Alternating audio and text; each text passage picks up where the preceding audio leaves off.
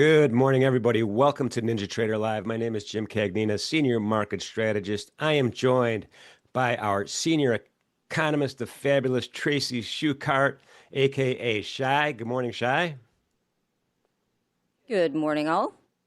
And we are also joined by macro strategist extraordinaire Craig Shapiro. Craig, good morning. How are you? Good, Jim. How's it going? Pretty good. Woke up this morning and a couple of surprises. I mean, the equity markets, maybe that's not a surprise, kind of crushing it. Bitcoin trying to follow a little bit. Treasury's slightly muted, actually. I'm a little bit surprised at that. And then gold is kind of hovering around that 3,700 level. And, we were talking in the green room earlier this morning, Craig, and tell us how you really feel about the NASDAQ up a million points today. No, you asked about if I saw anything overnight, and I said not much except the surprise of NASDAQ 275 handles higher. Look, I didn't suspect that was the kind of reaction we were going to get coming into today based on the Fed's decision yesterday. But, in an expiry week with this level of volatility and buybacks and gamma positions and the zero data expiry crowd involved, I feel like anything is possible between now and the open tomorrow and into the close tomorrow as expiry moves by us. But I think as we move into next week, we'll start to see how the market really figures to react to a Fed yesterday that I thought was a little bit more hawkish than market was expecting, particularly the bond market. Not delivering the dot plot, not delivering the magnitude of easing that was priced in for 2026 and beyond. And also the fact that Fed members Bowman and Waller, who had dissented in July, decided not to dissent at this meeting. So, it seemed like the Fed is cautiously moving us back down towards neutral, and the market likes to be delivered more rapid cuts down towards neutral and more accommodation. So thought that was a little hawkish. I thought the bond market reacted like it was. I thought the dollar yesterday rallying acted like it was a little hawkish. Gold sold off. Bitcoin sold off. It's, equities kind of were choppy and sold off a little bit. And then you wake up this morning and equities are back to the moon again. So, we'll see. We'll see how the day goes and how market participants react to that news that came out yesterday. Yeah, Go ahead, Chad. I'm particularly watching the bond market and also SOFR bets. And so yesterday going into the meeting, the SOFR hedgers were all bulled up on cuts, factoring in 3.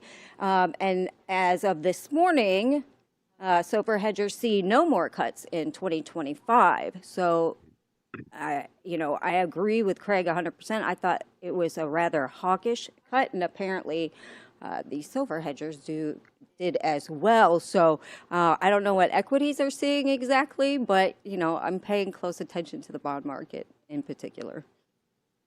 Yeah, and then Shai, last night I was listening to Peter Schiff, and it was like, wait a second, Tracy just said all that stuff on NinjaTrader Live. Are we a little bit rudderless right now with, the idea that, hey, now we're really data dependent and we don't know which direction we're going? Yeah, I think we'll have to see what comes. There's a lot of data in between now and the next meeting to see what happens. I know, obviously, they stressed over and over again. It was all about the labor market again. Powell repeated that a million times in the presser. And so, the next non-farm is going to become important, even though he kind of questioned the BLS data by saying that, the response rates were low. They don't know how to get the response rates up, and it actually takes them, a couple months really to get all the data in. And so that's why we have all these big revisions. So it's still going to be important. We have jobless claims this morning, so everybody will be paying close attention to that as well. But if we don't see any more deterioration in the labor market, then we might not get that next cut. And on that note, any unusual news overnight, which is driving any of these equity markets or any markets for that matter? Yes, this morning, Nvidia just came in and said they're going to buy a $5 billion stake in Intel as part of a new partnership. They're buying common stock at 23.28, and Intel ripped 23% in pre-market, because that's rational. And so the pact includes a plan for Intel and Nvidia to jointly develop PC and data center chips. This does represent a potential risk to TSMC that currently manufactures Nvidia's flagship processors, but we really don't have full detail on this deal yet. Interesting. So, Craig, do you think maybe this is also contributing to some of all of these relatively volatile conditions going through OPEX on Friday? Yeah, look, I think what we know is that we have systematic flows are very involved. CTAs are pretty long. We have expiry tomorrow. So as we cleanse that positioning into next week, we'll have a market that could trade a little bit truer to the fundamentals. But when you get some of these idiosyncratic single stock events and big market moves, it just kind of reiterates the point that there's a lot of money out there. Liquidity is ample. And so with vol largely being suppressed, you typically are getting these outsized positive reactions to that market news. And overall, the indexes are staying relatively bid. But again, I think back to the Fed real quick.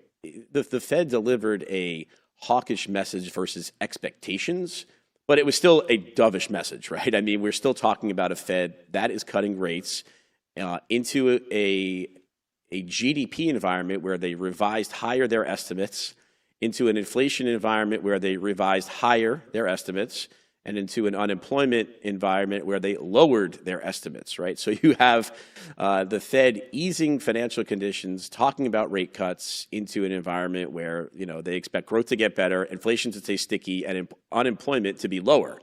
So that's dovish. Now, the market is looking for even more, and so that's where the nuance really comes in. And so trying to understand what's being priced and what the probabilities that the Fed is going to deliver, what the market is pricing, that's the secret sauce. That's where the rubber hits the road. And I think when you have a market that is looking for at least, probably close to 2 additional cuts in 2026 versus where the Fed is right now, that's a pretty wide gap. And so if we start to see that labor market data continuing to deteriorate, and we get that claims number again at 8:30, that could be something that the market says, look, Fed, you got to get to us, you got to get to where we are, and maybe that's something that shakes up the equity market story a little bit because vol stops going down. But look, I think if we continue to have a robust economy, a labor market not deteriorating, a reacceleration of PMIs, and this AI capex build out, it feels like it's just going to be a bit of smooth sailing here as market participants just keep leveraging up and buying any and all dips. Yeah, and Craig, on the dot plot, do you see a politicalization of the dot plot? We had that one really, really low dot. We know who that was. Yeah, Steve Myron, is dot 50 basis points a meeting, so he's down at 2.8 or 2.9 for this year. A highly political dot plot. I think Powell was pretty resolute on at the press conference yesterday, basically saying, no one member really has the ability to influence everybody else. It's the job of each member to try to, talk about their views. And clearly, with him being so low in his first meeting and everybody else being high, it was almost unity against him. And Waller and Bowman not dissenting, it almost felt like a little bit of a smackback to where he is. And there are some people who are saying maybe this means he has an increased chance of becoming the Fed chair because he's so far out there with dovish expectations.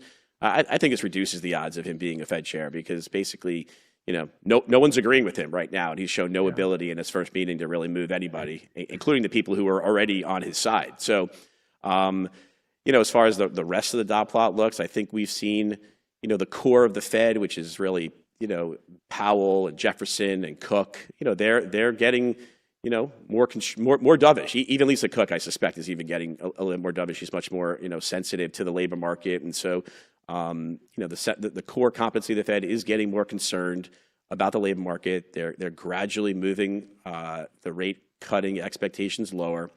And we know that that's supported by Myron and Bowman and Waller. So we're moving in that direction. It's just the speed with which we move in that direction is gated by where inflation is. And there are several inflation hawks at the Fed. There's 7 members who are looking for no cuts, for the rest of this year. So that's not an insignificant number. And if we were to get a hot inflation print for September announced in October, the 95% odds of a cut in October, those odds are going to come down. And so we kind of have to keep that in mind. We haven't literally slayed the inflation dragon yet. Yeah, makes sense. Shai, we were talking yesterday. I'm going to pull up a 10-year Treasury note chart right now. And we were talking about mortgage rates and the housing market and all that stuff.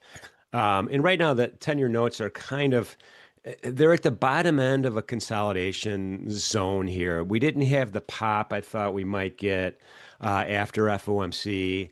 And, we're still above 4% in the cash yield market right now.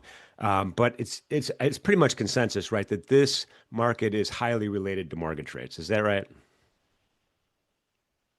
Yeah, absolutely. And we have seen mortgage rates come down some. They're still over 6%, 6.39% right now. So, they're still relatively high from where they are. But, in considering the housing market, Powell addressed that yesterday at the presser too. And he said, we really have a supply problem as well in the market. So it's not just higher mortgage rates, but it's supply as well. Yeah, I mean, it's almost seems like everyone who refinanced, right around COVID, where we refinanced to 3%. Those folks are kind of trapped in their houses, right? I mean, why are we gonna move? Why would we sell this? Yeah, we're boomers, whatever. But we have this great rate. We're kind of stuck here now. I mean, it's a phenomenon I think that has happened, and that's reducing the supply for the next generation, right?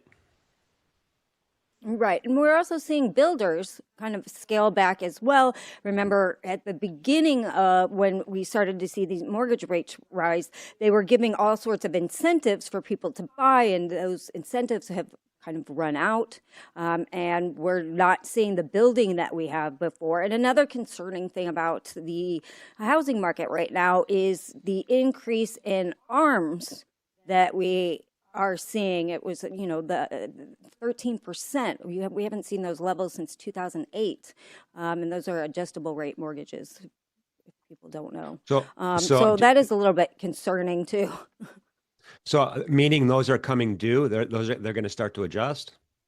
No, that means people buying new homes, choosing an ARM, they're up 13%. It's not a really good sign for if you're choosing an ARM mortgage, right?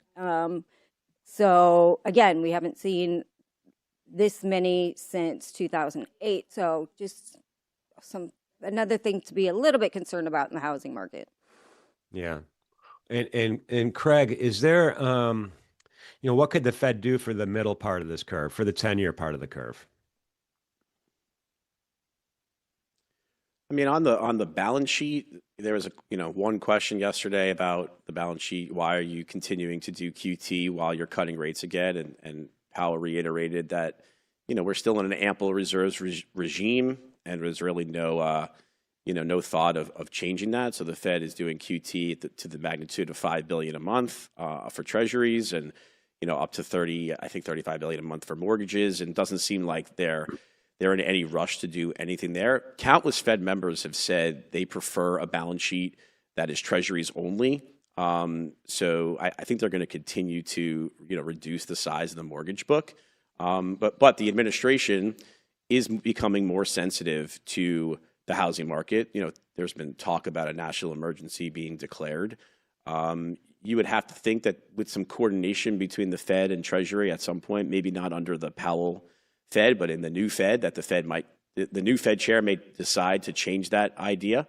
and maybe the Fed stops doing QT on mortgages because clearly they're having some impact in the mortgage market. And so if they hold on to those mortgages, that might help tighten mortgage spreads. So, but other than that, I don't really suspect the Fed is overly sensitive right now to the housing market specifically. I think they view that as obviously one of the important markets that they'd like to try to help, and they think rate cuts are going to help do that. But clearly, some of these supply issues that Shai was mentioning are really out of the purview of what the Fed could really do. It'll be beholden really more on the administration and maybe some changes in Fannie and Freddie policy that may help accelerate the housing market at this point. Yeah, it's funny. I mean, I'm going to go back to Peter Schiff last night. Either you're a fan or you hate the guy. There's no in between with him. But, he had this whole rant about the word ample versus abundant. And he went on and on and on about there's no difference between ample and abundant, yet Powell's using ample.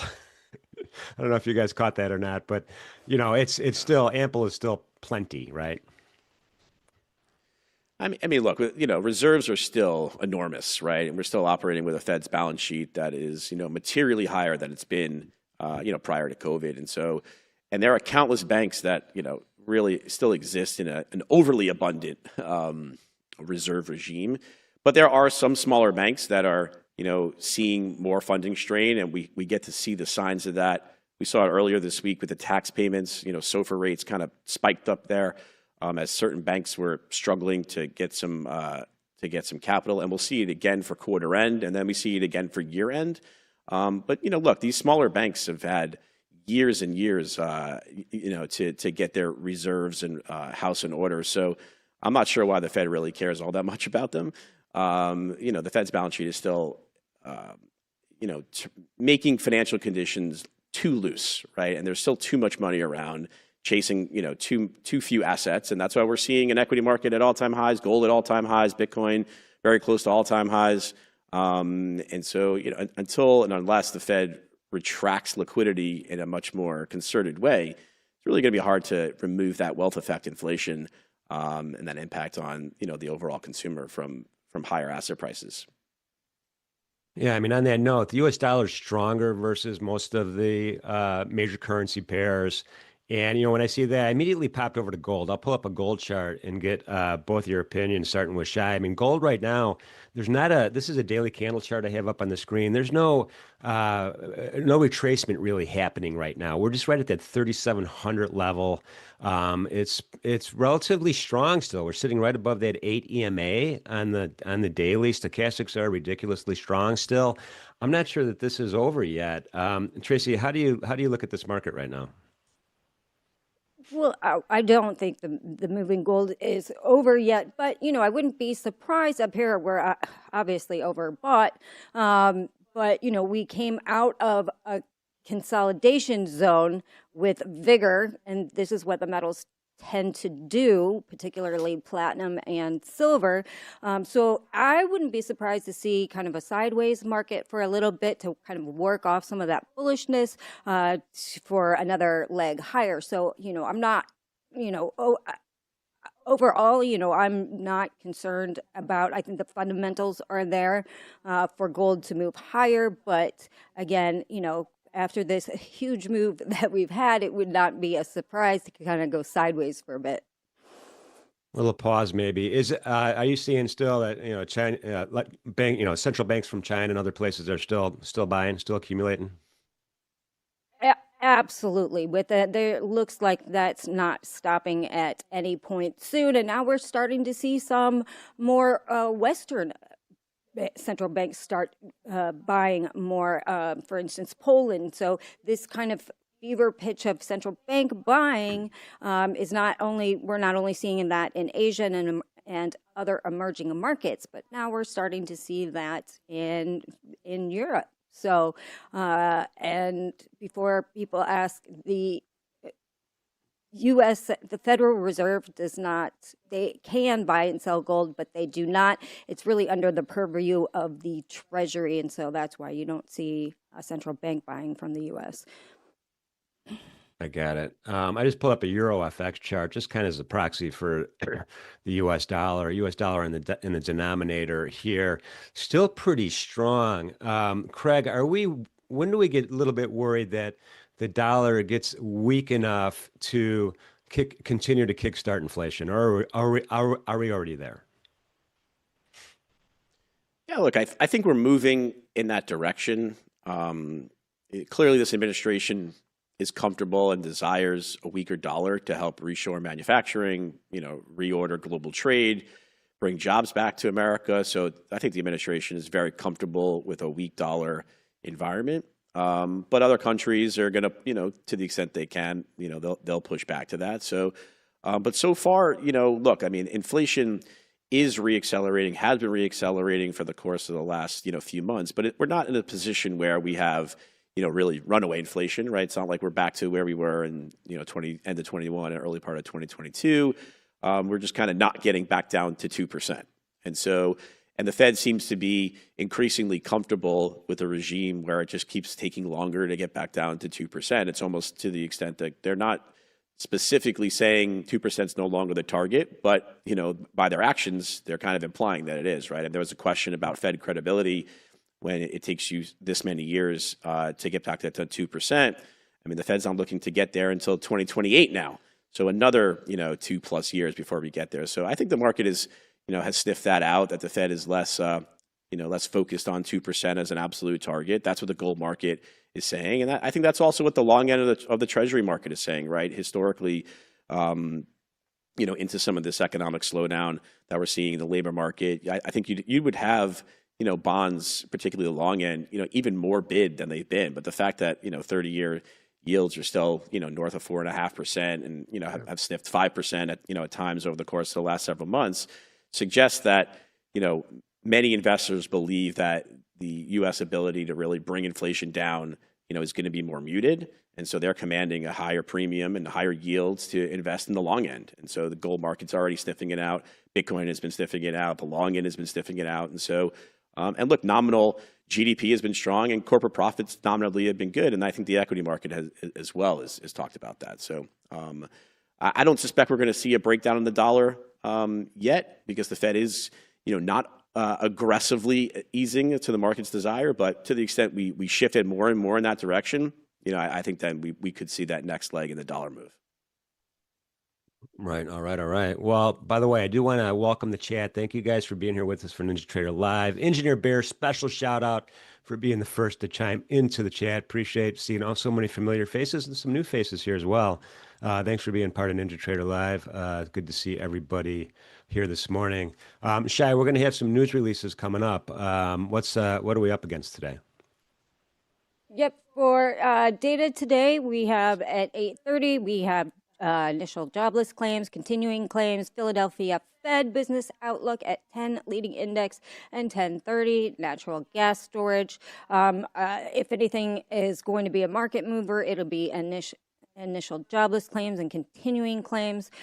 Again, expectation is 240,000 for initial, and for continuing 1.950. We've kind of still been in that band. We did have an outsized number last week, but apparently that was part of something that was going on in Texas. So we'll see what that comes in.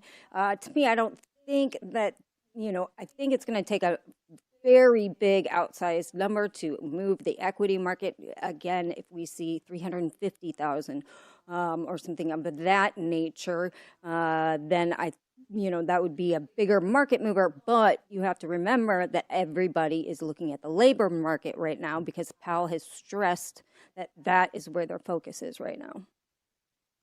Do you think since the jobless claims, Shai, do you think since the jobless claims numbers, it's a weekly print? Do you think it's a little bit better data? I mean, the BLS is getting a lot of grief from a lot of its other data releases. Is this one a little bit more steady, you think?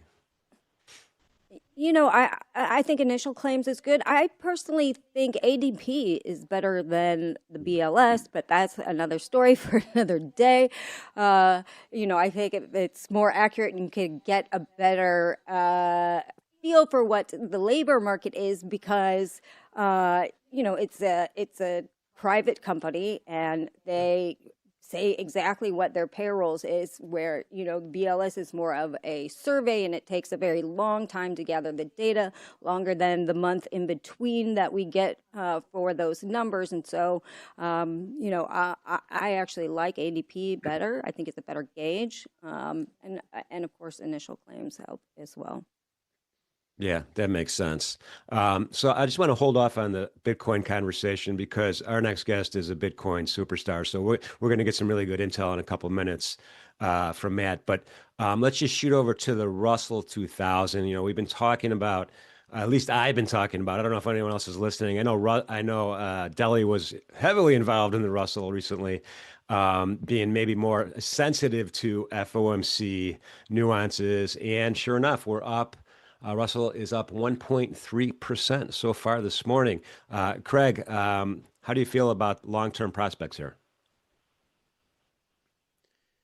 Yeah, look, I think the market and the Russell, specifically has traveled a long way on the rate cut regime, accelerating and lower rates kind of broadly being good for multiples and broadly being good for small caps. The question is it going to show up in the numbers, right? Is it going to show up in earnings? And we're going to start to see earnings now between now and the next 4 to 6 weeks. I mean, even this morning, a couple restaurant companies, Darden and Cracker Barrel, both reporting worse than expected top line momentum. Stocks are getting hit.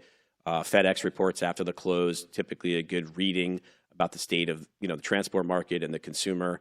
And then it's pre-announcement season, and then we kind of push into October with respect to earnings. And so if the earnings don't show up, because a lot of the strength to start the year was tariff front loading and pre-buying, then the multiple expansion from lower rates can only take us so far. And so my personal view is that the labor market is showing continued signs of deterioration. The low-end consumer is pretty tapped out. It's going to be very difficult to see an environment where small cap earnings momentum is accelerating to the upside in that environment. But if earnings hold in better than expected, then I think the rally could broaden out as we push into the fourth quarter. But my bias is that it's not going to happen, and we are going to see some continued headwinds here. And it will be deemed in hindsight that the Fed needs to be cutting a little bit more aggressively in order to help arrest that labor market decline. Got it. So we're going to be breaking for that live news in a minute, but Shai, could you give us a preview of our next guest really quick? Yep, we have Matt Cole, CEO and Chairman of Strive Asset Management. I have interviewed Matt before for Mike Dark Markets. He is great.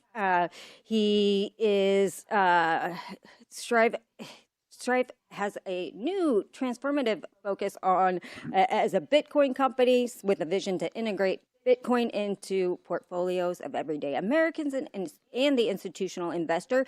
And he actually got his start. He was a portfolio manager at CalPERS, where he saw over $70 billion in fixed income portfolios. And so he's got a very strong background. Looking forward to talk to him about Bitcoin. And I also will have a couple questions about energy because they have a big energy focus as well over at Strive. Very awesome. Yeah, I listened to it. He was on it was called the Hurdle Rate podcast. I listened to that yesterday. It was really interesting stuff. So looking forward to seeing Matt. But I think it's almost time for the data to hit the streets here, and we'll get a reaction. I'll pull up the E-mini S&P chart. I'll pull up a 30-minute chart, and we'll see if we get any kind of reaction going forward here. Let me just get this adjusted a little bit. I mean, right now we're at that Mentor Q one-day max level, folks. I hate to keep talking about it, but it's the gift that keeps on giving. We're here right now. So we're tracking 67.10.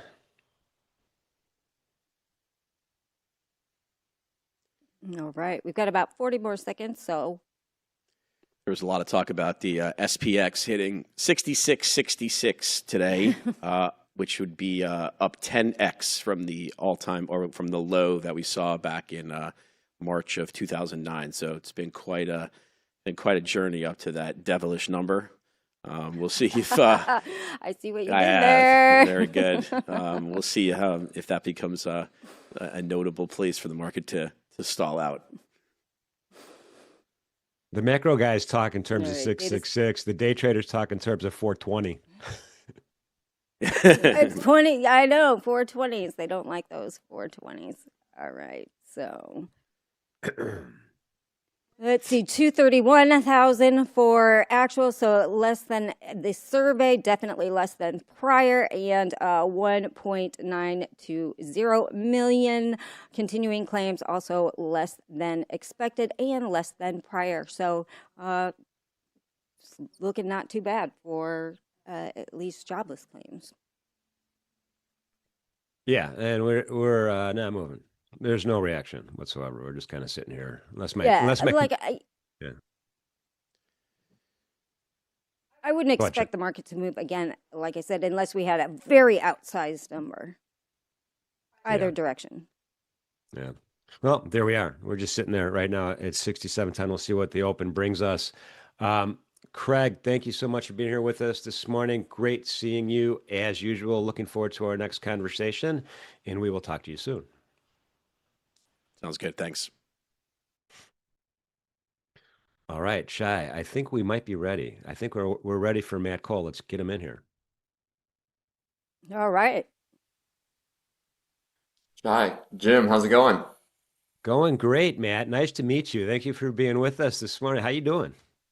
I'm doing good. I'm doing good. It's been a super busy month for us, just Yeah. completing our reverse merger, going public, now getting ready ourselves, to buy a ton of Bitcoin. And so, it's kind of one of those things where when you complete a reverse merger to go public, it's a ton of work, but you're just getting to the start line, not the finish line, right? So we're getting going. Been in New York. Was Saylor and I did a panel yesterday talking about the securitization of Bitcoin. So just a lot of fun things going on right now.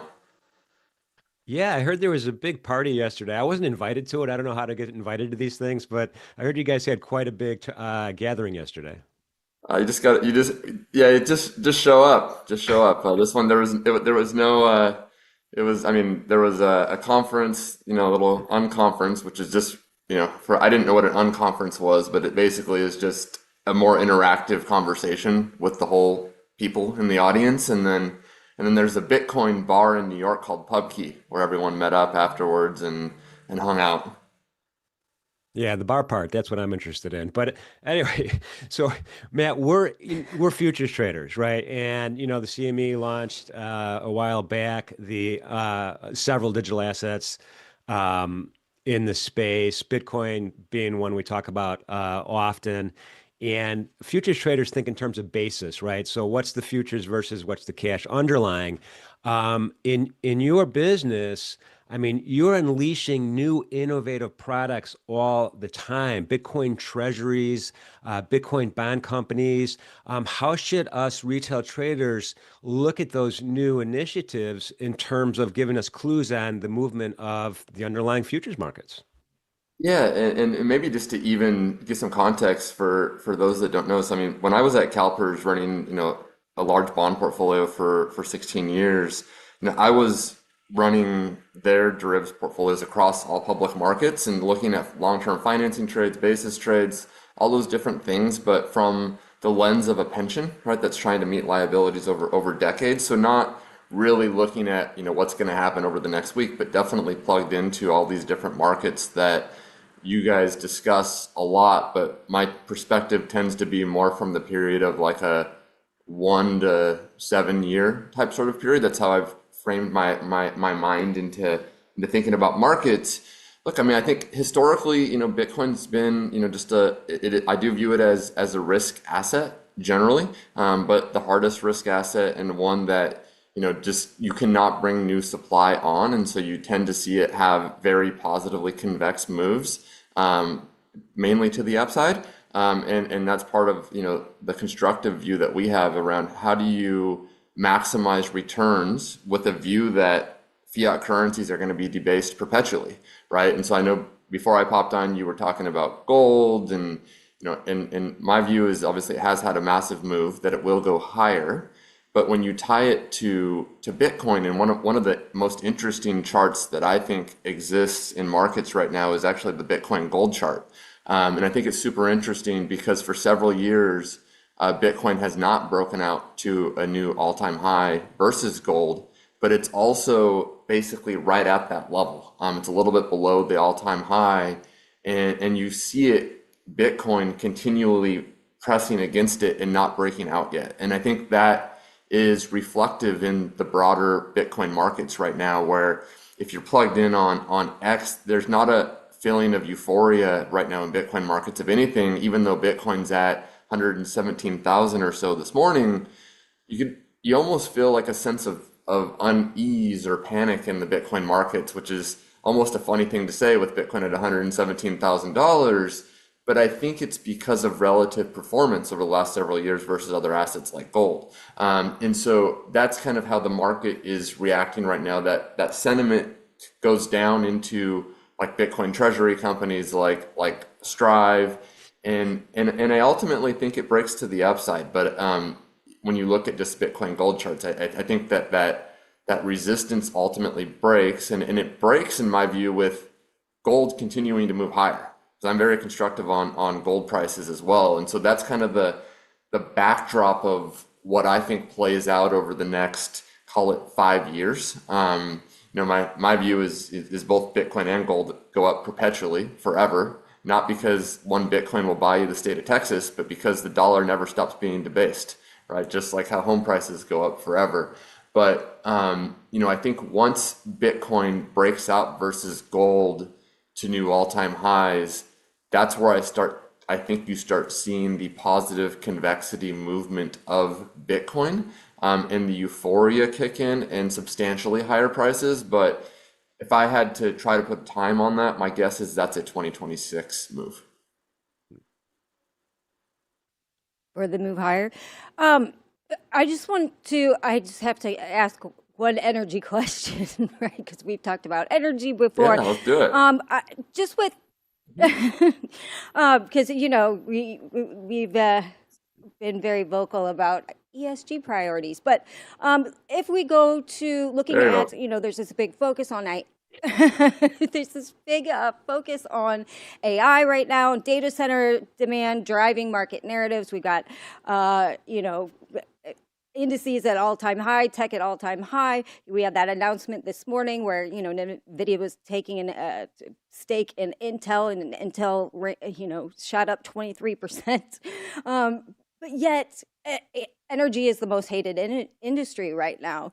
And I don't, what are your thoughts on that? And does that catch up? Because you're not going to be able to power these data centers on air.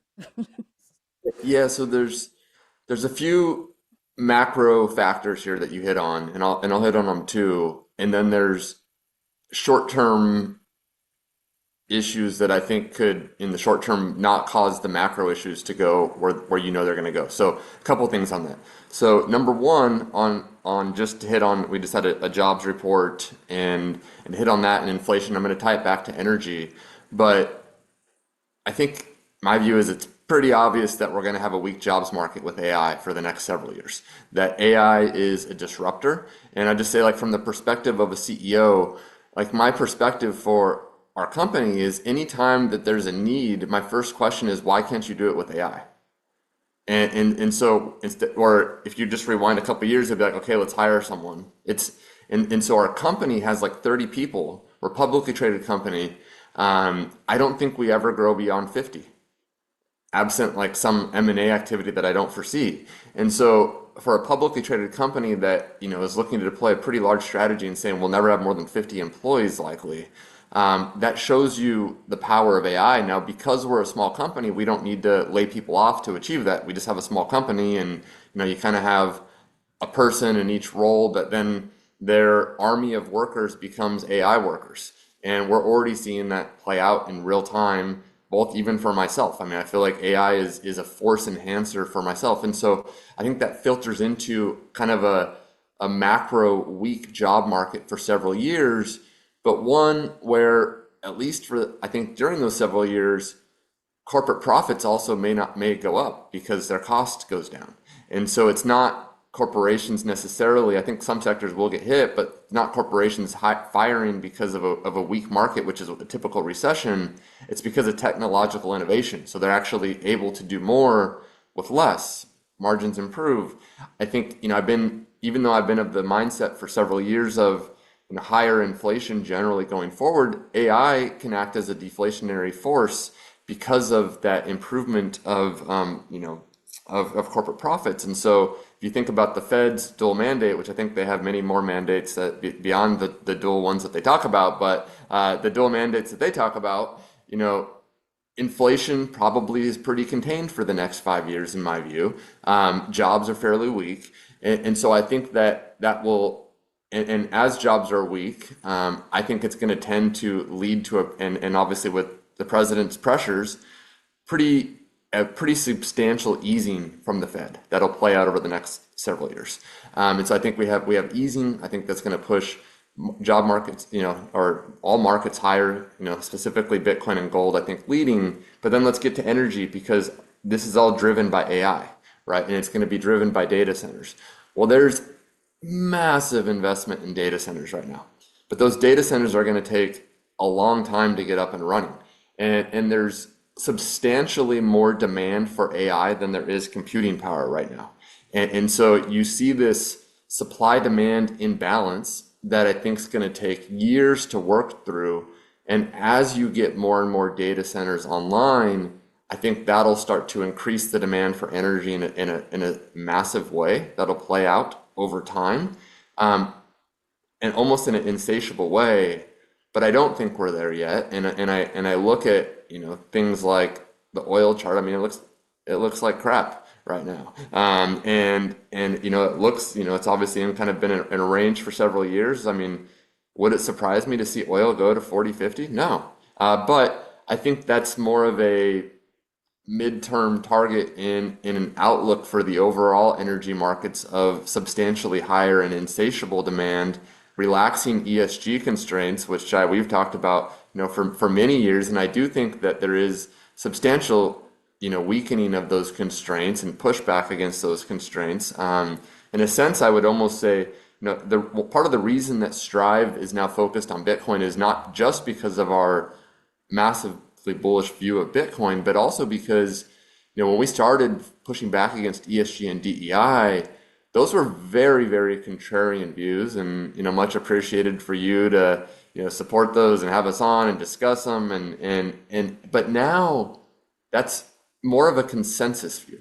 And a consensus view does not mean that there aren't still issues there. In any consensus view, it doesn't mean you think about where the Overton window is of what's acceptable to say. It's just that with the reelection of President Trump, and I would say that a lot of support for the Trump's presidency from Silicon Valley and business leaders over the Democratic Party, I think we've moved to the consensus view being capitalism. Let's stop some of this crazy madness that happened, but that's not to say that some of it doesn't still exist. But I think that backdrop of business friendliness, and I'll just say, we just went public as a Bitcoin treasury company, super novel, and the SEC was super constructive with us. It was night and day versus dealing with the SEC just last year, where just last year we were only an asset management company that was standing up against ESG, just launching vanilla ETFs, and SEC wanted to shut us down. It was crazy. And now we're launching novel publicly traded Bitcoin treasury corporations, and you look at what else is happening in the ecosystem, around the digital asset trading treasury companies and crazy meme coin companies launching. The reality is that now the SEC's view is that they don't really want to be an overhang of letting markets play out. And even if I think some of these things are super silly, I think they should be able to play out if there's demand to put them in the market, and let capital markets and let capitalism decide who are winners, who are losers. Not let even me like them. I say I think some of these things are crazy. Their house is built on sand, but that's different than saying I don't think they should be able to have a chance to compete in the markets and see if they win. And I think that's the macro backdrop that we're in. Last thing, tying it back to energy, even though I'm kind of bearish, I think ultimately over the next, call it 3 to 10 years, I think there's an insatiable demand for energy. And so I think dips will be attractive opportunities for energy buyers. Wow. Great stuff, Matt. Really appreciate you taking the time popping on NinjaTrader Live with us this morning. Started following you yesterday. We're going to go ahead and cut and paste your X handle into the chat. Everybody, definitely worth the follow. Some great intel. And Matt, best of luck to you and Strive going forward. Thanks, Jim. Thanks, Chai. Thanks. Yeah, I mean, we need to schedule like 3 hours with Matt. I know he's so good. He's so good. I know. I know. We didn't even get a lot of questions in, but he gave us a ton of good information. So we'll definitely try and get him on again. Yeah, no, for sure. And we're digging I'm going to call it the reasonable regulatory approach versus the unreasonable regulatory approach. So, especially with our friends at Kraken, we're, actually doing some good stuff for customers. So it's a good thing. Yeah, Any event, absolutely. Shai, thank you. Great talking to you as usual this morning. And I will catch up to you a little bit later on today. Sounds good. Thanks, guys. I'll be in the chat. All right. It is time for Tape Talk. Farm, how are you, man? I haven't seen you in a few weeks. I'm doing well. How about yourself, Jim? Well, it's a mixed bag here because I had a great vacation, but I got off the plane with one of those head colds that doesn't just go away. Oh, that's never fun, but welcome back. It's good to see you. Yeah, no, I know. I came back and it was like risk on for all. I was like, what happened? It's risk on across the board, man. Things are moving. Oh, man. How's your trading been? It's been good. It's been good. Just kind of rolling with this market. I even potential topping sign here. I even degen traded FOMC yesterday, which I usually don't do because I'm a bit of a boomer. But I'm getting a little loose there. So that's never a good sign for markets if I'm loosening up and trading FOMC. But no, it's been a good market. I think for day trades still, as long as you're selective and picky. And here we are with another enormous gap up. And we've seen a lot of these get faded, so it'd be kind of nice to see it like a proper gap up and go piss missile for once. We just haven't really seen that. At this point, it almost seems like everybody's expecting it to be faded, but I'm looking up at like the Dow's giving it all back, and like the Russell never even made it to yesterday's high. But NQ's still sitting on the moon. So we'll see if they want to wake up and bid this. But I mean, if not, I mean, still, we've seen a lot of these gap ups. They fade, and it just requires patience, right? You just have to wait until that deeper than you might normally expect inventory correction takes place. Just pull back, right? All those traders that are max long just kind of work off some of that position, and then you find the dip to buy. So it's got to come down quite a bit before sellers have anything special here today. Yeah, well, let's go. Let's let's get to some farm charts right away. You mentioned the Russell's high though. That peak high was kind of a FOMC knee jerk reaction. I'm not counting that as the high. I mean, it just hit, popped up there, and then popped all the way back down. But yeah, I think the Russell is doing okay today. Yeah, no. I mean, it's constructive anyways. It's still in range. It's coming in pretty quick here to about where it should or kind of needs to hold anyways. I always keep an eye on that same spot in the Russell right around 2480s that it has had trouble with before, right, for many years. Yeah. And so it popped that high again with an RTH high on, like you said, I mean, an initial response to the meeting. So we'll see how it responds from here. Like an actual constructive break above 2500 would be insane for the Russell. It just has not been able to find that. So that would be a very, very good look for markets. And like, look, it took me until last night to actually like go over some of what came from yesterday, because like I said, I was degen trading, which I usually don't do. And if I'm not mistaken, and I'm not, the Fed raised their growth target a bit, right? It's still, low-ish relative to where we've been nominal growth the last couple of years, but they raised their growth target, kept their inflation target the same, and cut rates and projected more rate cuts. So like, what are you going to do? Just bid equities, right? So that is what it is, right? And that's part of what we're seeing overnight. I'm sure Some of it is, some secondary volatility crush going on. And, we'll see what traders think during the cash hours, right? But I mean, again, even if they come in and sell them, it's kind of hard to blame anybody. Looking what the Nasdaq's doing, right? I've got it up here on the moon after this nice roll. We're on contract roll, right? So, a lot of people with contract roll, they remember the old levels from the last contract. I'm sure everybody remembers 24,000 and the way that it traded last week on the last contract on September. Just an absolute monster spot. And that's where yesterday's low was on the U contract. So we were using 236 to 248 for this Z contract. Just an absolutely massive spot. And obviously the reaction was fantastic there. So, what I'm looking forward to today on the Qs anyways, in terms of like, okay, where am I a little bit more concerned on a pullback? And it's really this 24,553 to 24,569 spot. If that's not given back, then I'm looking to buy dips. Ideally, you don't really want to see, let's see, it was the 16th, what's today, the 18th, I guess, Tuesday's high, given back. You've got 24,600, I think it was, right? 24,600. Probably don't want to see that given back, but still, very constructive overnight session. And until we're given back, 553 to 569 in yesterday's high, I think bulls are going to step in and look to buy the dip on the Qs anyways. I'll pause my rambling for a second if you want to weigh in on the Qs or something else. Yeah, no, I agree with you on the Qs. It's the gift that keeps on giving. Now we got Intel, getting some money, and there's all sorts of like these random factors. But I think you're right. We do have this Friday OPEX situation, but I feel like we're still in buy the dip mode. I feel like we've been in it forever, and I feel like we're still in it. And I also feel like there's no end in sight. Now, I could be wrong, and we could get a tradable top, and then all of a sudden a retracement down. But until it happens, I'm in the buy the dip camp.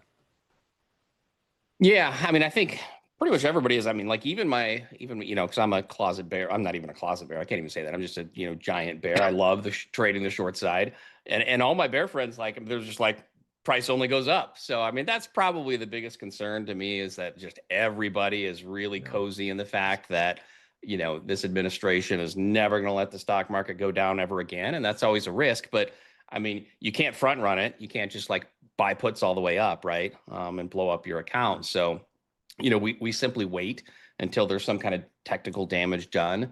And even yesterday still was, it was pretty far. It was pretty far from that, really. It just ended up making, I want to say, like a 5-day balance on ES and a 4-day balance on NQ, something like that. So, it looked gross. But it wasn't bad. And the fact that the Qs are relatively strong here, I think makes sense, right? It's always been sort of the flight to safety, right? And if the market's uncertain, they're like, okay, well, maybe growth is like you have Craig talking, like maybe growth is slowing down a little bit too much. The consumer may be weakening. Some of these companies, maybe some of their earnings was front loaded with tariffs. Well, but AI, right? So, AI isn't going to be hit as long as we continue to see CapEx spend. The Qs broadly will do well. And then, certainly as long as inflation is going up and the Fed is easy, the Qs certainly benefit, right? So if you're a little bit more worried about, well, okay, maybe things are a little too soft in the jobs market, maybe you don't want to be max long the Dow, I guess, right? Or cyclicals. So, it makes sense for the Qs to be relatively strong here, but certainly getting up to some major upside targets. You can see that 839 to 853 spot up there. That's kind of a major extension for me. So it probably won't mean anything at all, but it is kind of a big spot for me on super high time frames, and we'll see how that plays. We also have some single prints here from the overnight session. When you look at a cash hour session, sometime overnight singles aren't, quite as strong as like a cash hour, cash session single prints would be. But we can look for these 669s to 683s to bid. It seems like every time I sign off here, we get a pullback. So if we do get a little further pullback there, we can look in that spot for dips. But again, until we're giving back yesterday's high and get some nasty gap and crap.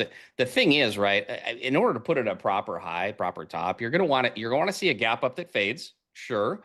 But you're going to want to see a cash hours high that leaves nasty excess and then just pukes to hell through the prior day's range. Like that's always in the back of my mind anytime there's a big gap up. And the fact that this is already getting an inventory correction, I actually see that as kind of healthy and constructive. The fact that it's pulling back now as opposed to, maybe opening right up at the highs and then leaving it with that potential risk of a failed drive higher at the open. So that's what I'm always looking for on a true gap up. Again, we're above the prior day's high. That's what a true gap up is. That's the same for both ES and for NQ. So, as we open, you're looking, okay, can bulls bid the open, at all? I use the 5-minute opening range. Pax will use the 30. However you want to see it, right? So, if that first 5-minute candle opens and like maybe it wicks up a little bit and then it's just all straight down and no bids above the open, then I'm generally looking for a back test to the prior day's high, which on ES, we're certainly a lot closer to, right? So that's something you can watch the ES prior day high. Again, the Dow is already well back in yesterday's range. Russell has stayed in yesterday's range. Those could be like little clues. And I would say the Dow in particular, watch them and see how they respond on this dip back in yesterday's range. And then same thing, if ES kind of knifes back, like say this 87 to 90 spot, yesterday's high was sitting just below there. You probably don't want to give that back, but like I'm going to give it to 75 to 77 on ES, 74 to 76. Let's call it 75, right? That was max bid, basically this low here that you can see around, let's see, 6 o'clock my time. I guess that's 9. On the East Coast, 8:30, 9 o'clock. Call it 75-ish. As long as that broadly holds, it can be okay. But generally, if we're finding traction, lower highs, lower lows back below yesterday's high, then it kind of looks like crap and has potential to come back down to, let's say 50 or something like that. And then, who knows from there. So those are the things that you're looking for. Keep it in the back of your mind at the open. Watch that opening drive. Again, assuming we open above yesterday's high, which, ES is potentially could come in and threaten in the next, 33 minutes before open. Yeah, that 75 is a good call. I mean, that's Jacks too. I mean, I think these gamma levels might be a little bit more important going into Friday than they are, last week. But at 66.75 levels right there at Jacks 2. Below that, you got another Jacks level at 66.70, and then Jacks 1 is down at 66.50. And what's interesting to me is now we're kind of trading below for the first time since before the European Open, below the session VWAP right now on the ES. So we'll see if buyers step in at this point or what's going to happen between now and the Open. Yeah, the nice thing that I keep in mind, I mean, even if and when, we get one of these gap ups that just fades and goes to hell and we put in an obvious top, something like that. I mean, if we're leaving an ETH high, to me, I just see that as a target for later on. So if you're bullish, then embrace the pullback that comes off something like this. It's generally, we've talked about this, right? I mean, the low of year is an ETH low, but like bulls usually get away with that a lot more readily than bears do, right? So I mean, usually for a proper high to cause some kind of meaningful pullback, you're looking for a cash hours high to be put in. So even if this goes to hell and we give it all back from yesterday, and it's just like some nasty bearish engulfing day or something like that goes to hell over the next couple of weeks, then you just look for a constructive pullback, and this is going to get taken out probably into the end of the year or something like that. So I mean, just embrace whatever happens, and let's see if we do open on that true gap up. And like I said, we'll watch that open, the first few minutes of that for an initial bias, and then you can look for that kind of 87 to 90, which, again, right above yesterday's high. As long as that holds, then that's a dip to buy. Potentially some more trouble below that kind of 75-ish spot. Yeah, that's the key. As long as it holds, I'm going to put that in quotes, right? I don't know how many times it's like, all right, we're here. This is a dip. I'm buying. It's like, wait a second. I pulled the trigger too soon. Yeah. Yeah, no, that's exactly right. So I'm looking basically for prior day high, and then I look for prior day value area high or close, whichever is higher. And then I'm watching volume point of control for the prior day. And if it's given that back, it's coming to value area low for the day and then prior day low. So that's kind of what I look at in my rules of a true gap up. I'm watching each spot. How does it react?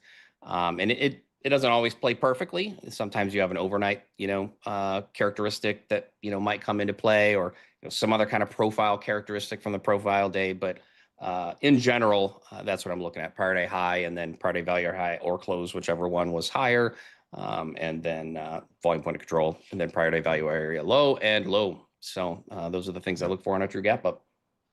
Love that approach. Great talking to you, Pharma. I'm not going to see you again until next week, but hopefully I won't be under the weather anymore. So, but you have a great weekend, man. Thanks for being with us. Yeah, take care, Jim. All right, all right. It is that time. We are ready for the main event. We are ready to trade the open. We have Nick for a tick, and we have trading boxes. Chris, let's do it.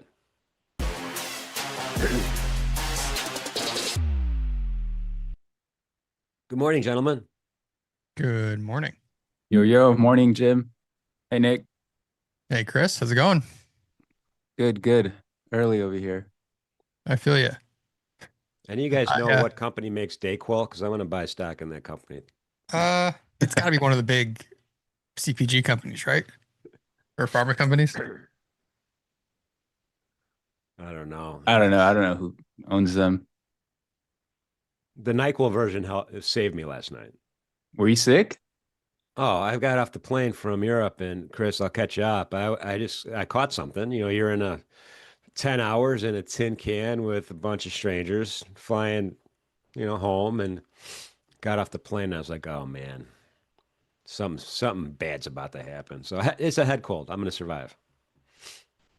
Like just pop in some vitamin D, zinc, magnesium. Get Zinc's right the one up. I'm missing. I'm missing zinc. So the other ones I'm doing. Good. Hope you Anyway. feel better. Thank you. Yeah, we'll be all good. So we're past the highly anticipated, as many folks have been saying, FOMC meeting. And, now we have another 6 weeks or so for the next one. And maybe we're going to have some movement in some of these markets. What are you guys feeling about trading today, going into tomorrow's Apex? I'm very bullish. I've been looking to buy pullbacks. I bought yesterday's low. We had pulled back into the day. I look at moving averages. We had pulled back into a daily 9MA. So to me, we're still in an uptrend. Yesterday was the first sort of pullback after that breakout from like that 2-month range we were in. So as long as yesterday's low holds, to me, we're still in a sideways to higher market, and I'll continue to look for higher prices. But OPEX might just create more chop going into that. Yeah. Nick, how about you? Yeah, I obviously traded FOMC yesterday in the afternoon with XY. I mean, we were all over the place, basically just tested majority of the volume profile from this week thus far. And now we're kind of sitting right back at the old all-time high, I guess, if you can call it that, in the Z contract. So we're kind of rotating back to where we were trading a few days ago. So this is a spot on ES, kind of these 6680s that I'm just kind of cautiously watching. If we were to lose, maybe that was a fun little overnight, and now we're gonna kind of go retest some of the lower prices we were exploring yesterday. It's OPEX though. It's post FOMC. I don't even know if we've gotten the real move yet from the reaction of the dot plot and the first of what is likely many cuts in the coming year. So I'm gonna kind of wait and see as we continue to kind of fall. This morning, I was actually in a short at 67.15 that I scratched, and I'm kicking myself a little bit. But oh man, you know me, I will always find a reason, I guess, to find a short entry. So it's not necessarily a bad thing that I'm flat going into the open.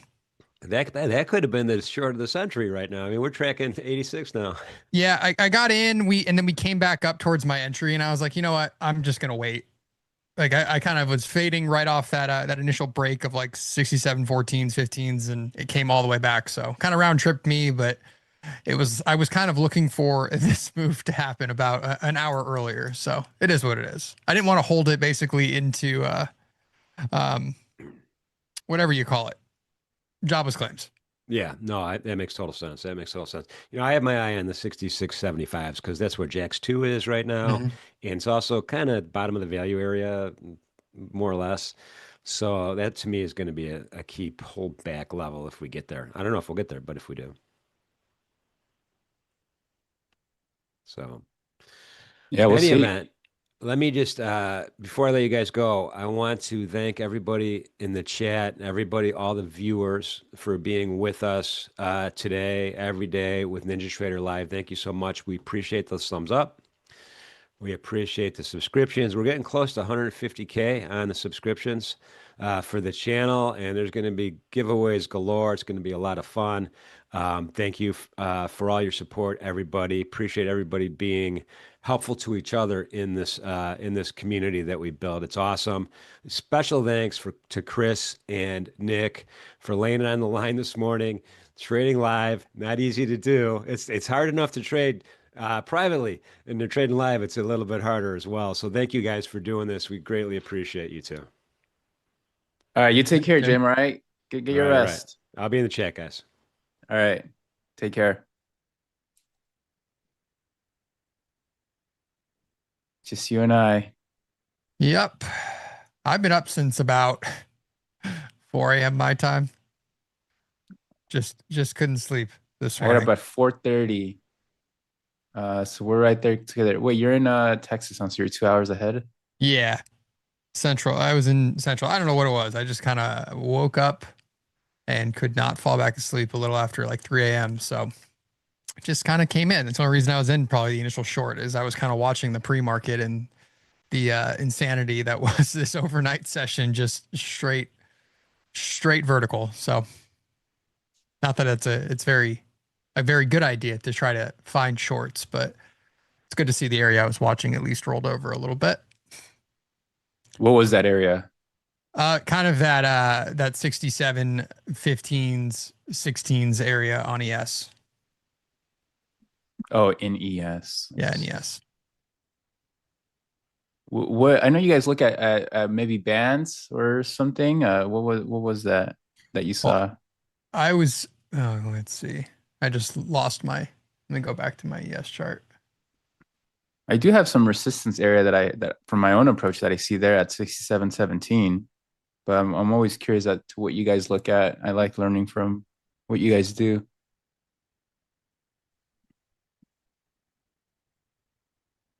Yeah, it's not even going to show me.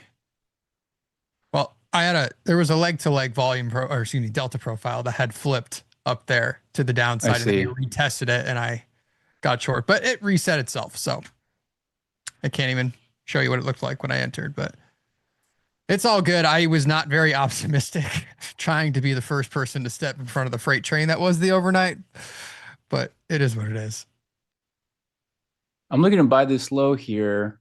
Yeah, it's We're not a coming terrible spot. to that first support area that I'm looking at. I'll go over my plan in a bit, but if we can form here my setup, my go-to setup, then I'm gonna buy this because we are back testing ES's into prior days high, which I was looking at that as support, NQs into swing highs here. Let me go over my plan here so I can share what I'm looking to do. Let's go over the hourly. I'm going to keep an eye on that. We have to make sure I am in. Okay. All right. So my plan today was, I bought the low yesterday. I'm still long in my swing account in NQ. At this point, I'm down to 1.25 left in my swing, and I'm looking to hold that. And I'm keeping my stop at break even because this is a daily sort of high, low area. On the hourly here, we saw a little bit higher overnight.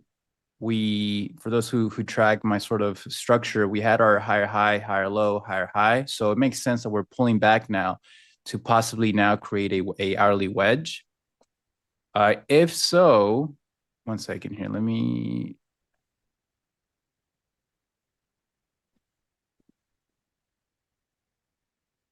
I want to buy this. Might be a little aggressive here.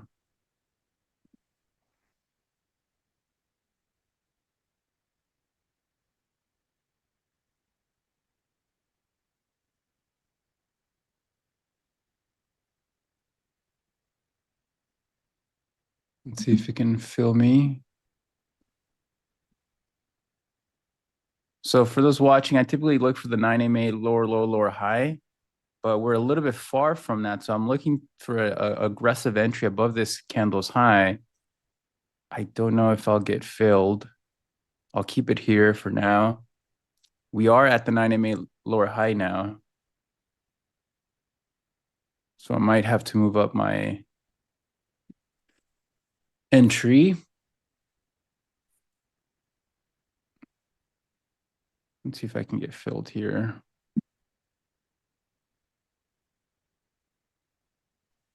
Okay. A little bit aggressive on my entry here, but I'll keep it just because I really like this area, and I'll go over that why. My entry's here, my stop is here, and I'm looking for 1.5R for half off. All right, so I'm gonna let that play out, see what happens. For my plan today, I'm looking at NQ. I'm looking to, now that we have our second higher high, higher low, I'm looking to see if this pullback is into to test some support area. Scenario one has us pulling back into this 650s area, London low, prior swing high here on the hourly. If we can hold that, then we can bounce back up to now create that possible hourly wedge that you guys see me talk about. If the 9 MA downtrend is 9 MA uptrend is ending. And so that's scenario one. Scenario 1.2 is if we can bounce back up and do show some strength again, can we form acceptance at these highs and then push up higher? If this 640, 650 areas fail, then I think NQ can come back down to prior day high to back test that hourly breakout. Either bounce from there around 550s or see a failed breakdown of that, maybe into 500s and then bounce, and then acceptance at 500, and I will look to get bearish and short. But at the moment, there's nothing here telling me to be bearish for my approach.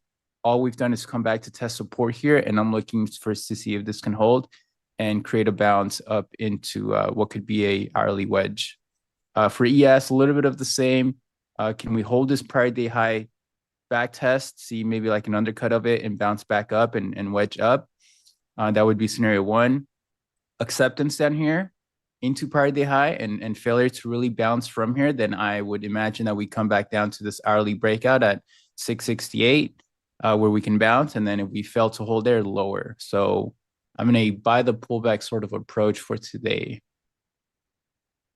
And we'll see if it works or not.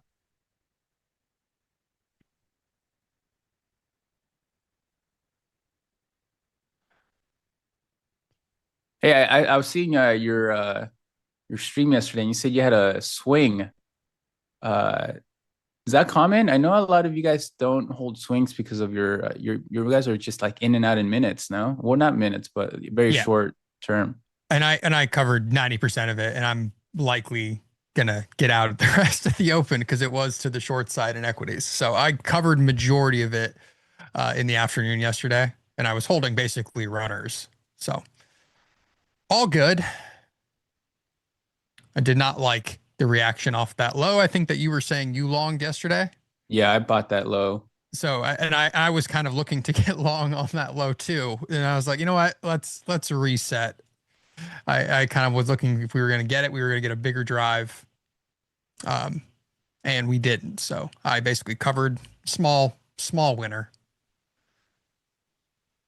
But you got a pretty good high to short, no?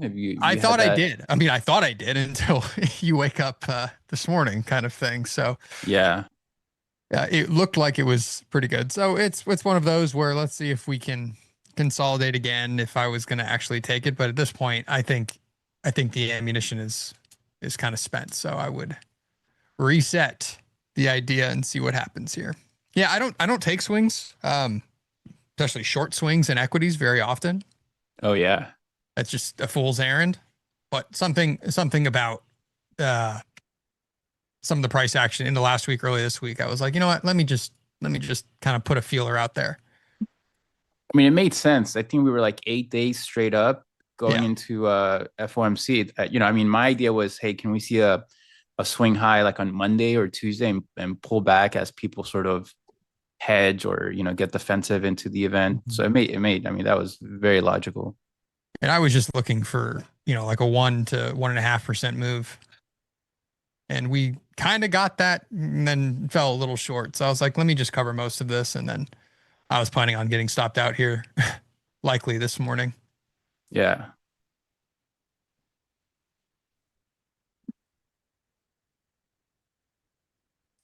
Oh, good morning, chat. I didn't say ladies, fellas. Chat, how are we all doing? Everybody survive the FOMC, the most anticipated FOMC in our lifetime until the next one? Yeah, every time. How's everybody doing? Emilio. That's such a classic movie.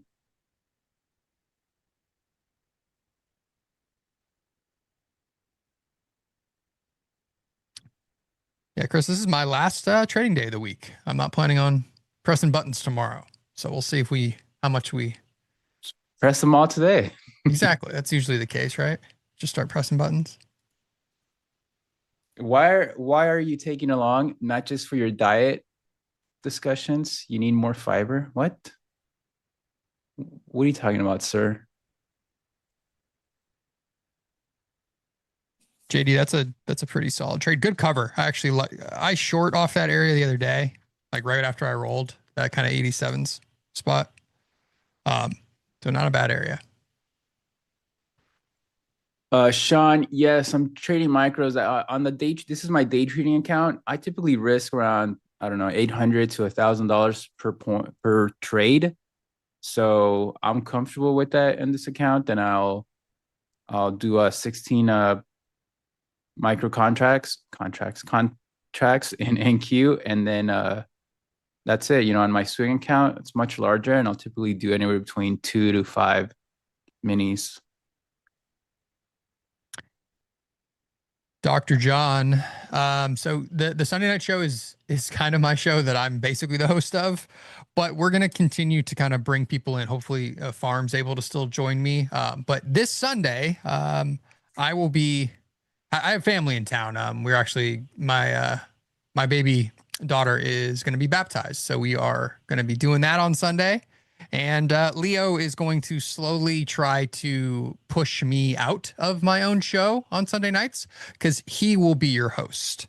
So if you see him trying to continue to finagle his way to that, number one spot on the Sunday stream, then everybody can shame him in the chat. Everyone can troll him and say, we miss Nick. This is not the same. Like, just continue to throw those type of haymakers in the chat so that he knows whose house Sunday nights is, and it's mine.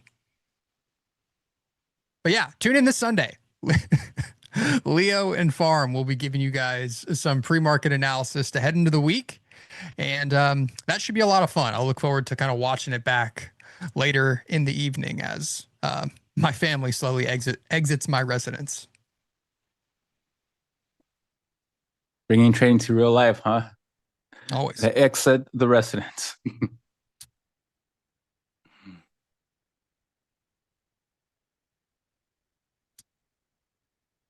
Yeah, morning to all of you. There's a lot in here. Ben, Sorona, Infinity, Dan. Video Starcade. Shab, Yes. morning. Leo's streaming ambitions. He says he was never going to be a streamer boy, didn't want to be a streamer boy, but here he is trying to finagle his way to become the new host of the Sunday Open. Yeah, what's up with that?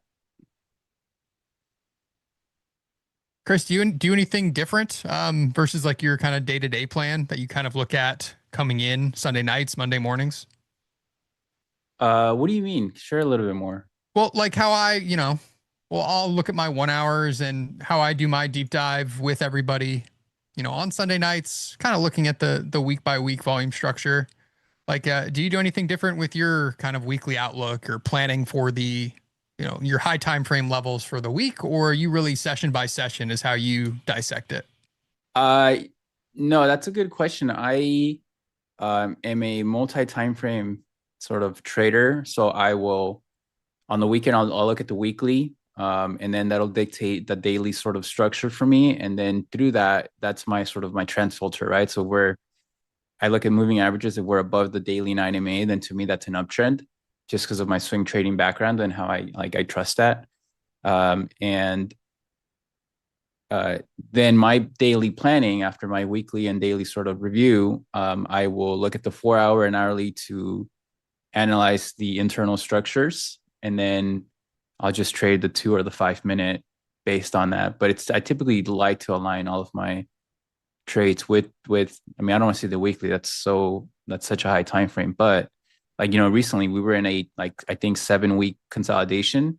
So if we're breaking out, I imagine for 2 weekly candles they're going to be up unless we confirm a failed breakout, right? So to me, on the daily, that's a daily uptrend, and on the hourly, if we get pullbacks, well, I'm looking to buy those pullbacks, because on the weekly, on the daily, we're in an uptrend. Got it. No, that makes a lot of sense. Yeah, and I just repeat that until the trend changes, and and then I'll start shorting. I'm not good at shorting in an uptrend, so I try and limit that. Like I see you catch some good shorts, I'm like, man, that was a good one. It's a dangerous game.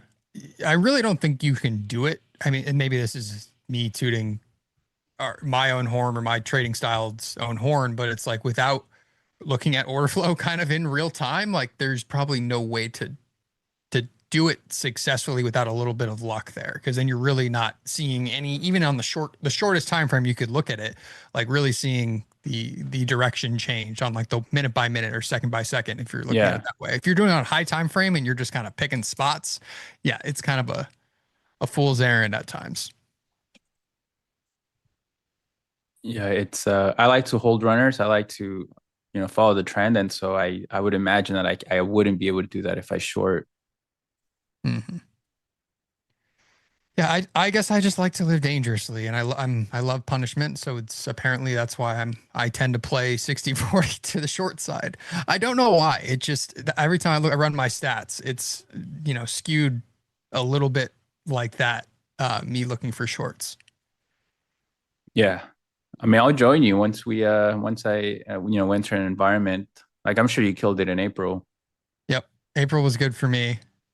And I was ready to, like, I flipped like right around like SPX 5000, like in long-term stuff, retirement. Like I was very quick to buy that and kind of flip everything long around there.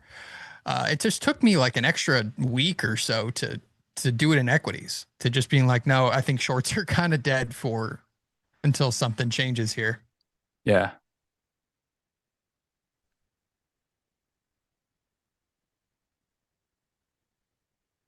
All right, so far we're holding that area. ES is holding prior day high. NQ is holding that 650s. That was a back test of swing highs. We tested that from the down underside twice, and this is our first test of the 650s.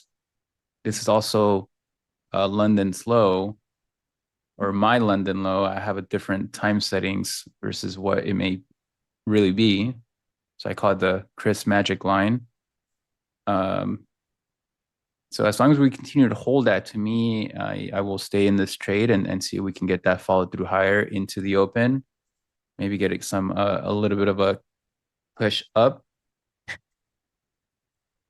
You guys are killing me in the chat. Yeah, I guess I'm a little pessimistic. No, doesn't every perma bear just called himself like a realist? I'm not a perma bear, but I just tend to want to go short. Wow. The trades just play out quicker. Yeah, as if I don't sit there all day like waiting for the right opportunity to take a short that's going to be successful versus just going long, calling it a session. Guys, I know that somebody brought up INTC. You guys seen this gap up in semis? Yeah, is Intel really up like 30%? Yeah, right now? Nvidia invested $5 billion into it. I mean, I'm long semi, so that's fantastic. It's beautiful.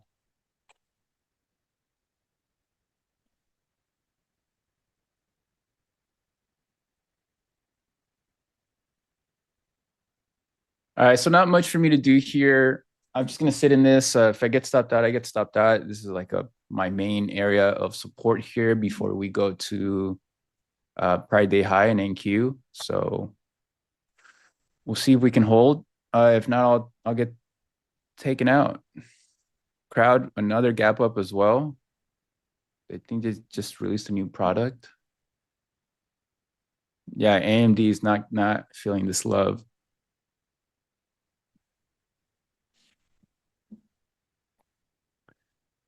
We are what, 5 minutes to the open.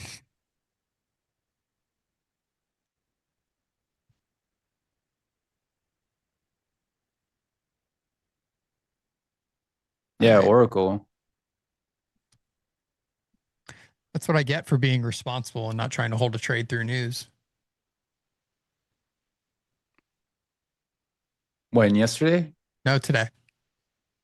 That at 10 Covered that ES short, basically just scratched it. Oh, we had news at We had the 8:30, initial huh? jobless claims, which it wasn't not like you're expecting like a wild candle, but who wants to take a stupid stop out in pre-market because you're only like 2 points in profit into news. Like it seems like, Yeah. okay, just re-enter after if you want to. And I decided to wait. It's all right. Plenty of trades. As I said, this is my last trading day of the week, so Thank you. Starting to wedge up here. We had our 9MA downtrend that ended. We moved up into the 2050 EMA cloud. And you guys know me, after the structure ends, we typically look to build a wedging structure. And that's what we're seeing here in NQ. Now, we don't know yet if it'll attempt a breakdown and see if it makes new lows, or on a breakdown, it can make a higher low and then reverse back up. We'll have to see what happens with the open here. Or if we can hold here, then maybe we do continue higher.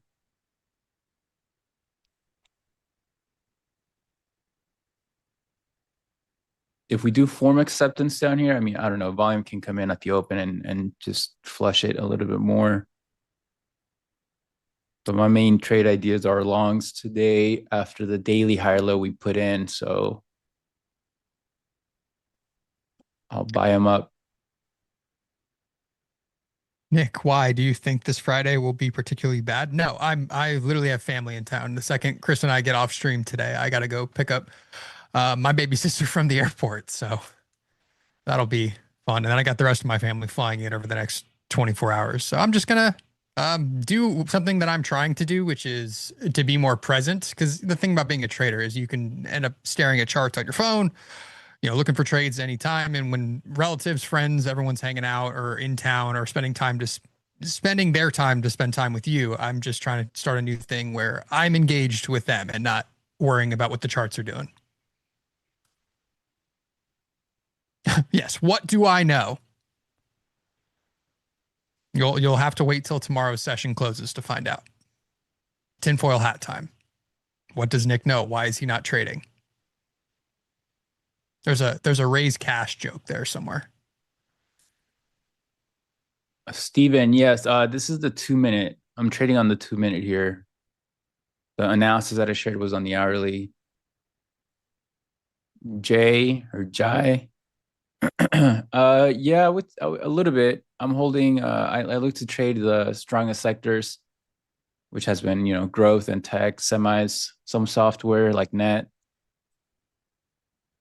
I just got long NBIS yesterday. Let's see how it's doing. We're getting a small gap up. We'll see how those play out into the open.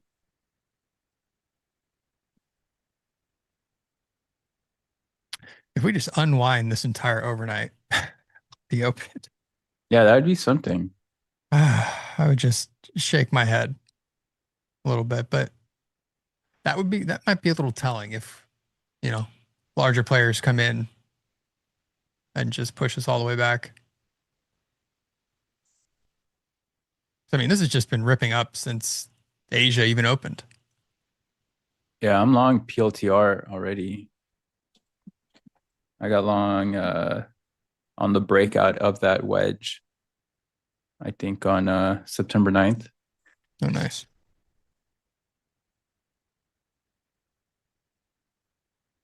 All right, so we continue to dance around here. Maybe the wedge forms here now. We have how long? A minute into the open. So let's see. Let's see if we can hold. If not, I'll take a stop. All right, let's see what happens. Come on.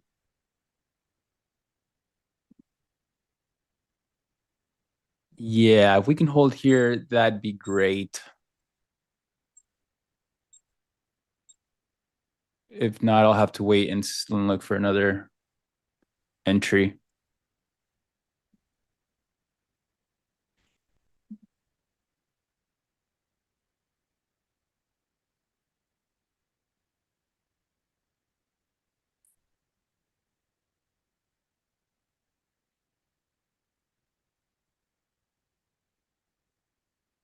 Semis are a little bit red.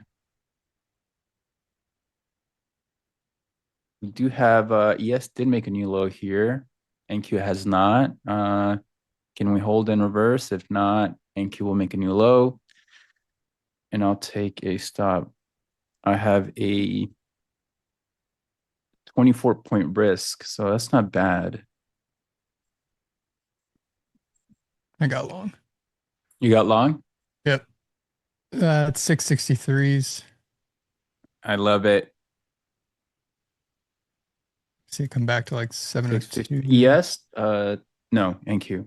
Thank you. 653. So that's such a good low. 663. Oh.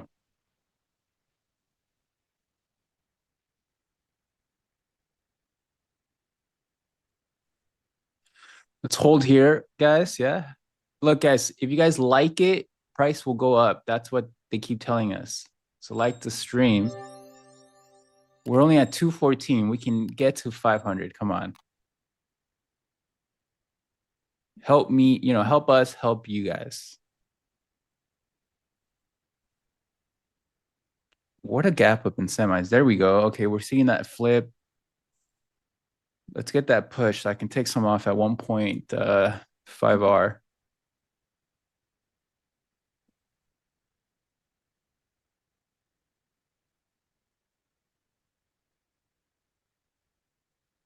I'm gonna sit in this and I'm just gonna look at my swings while I wait.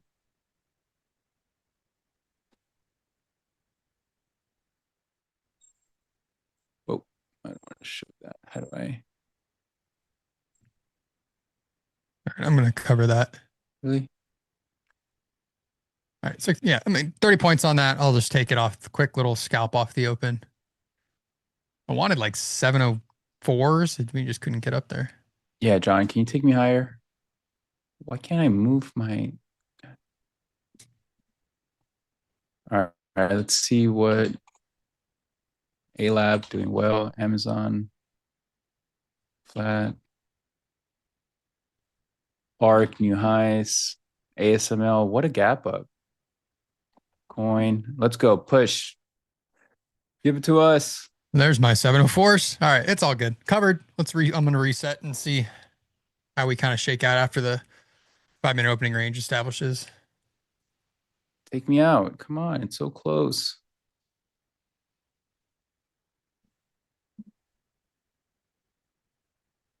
Well, it just hit 1.5R, but I'm at 1.6R for my partial. It'd be really funny if I don't get filled.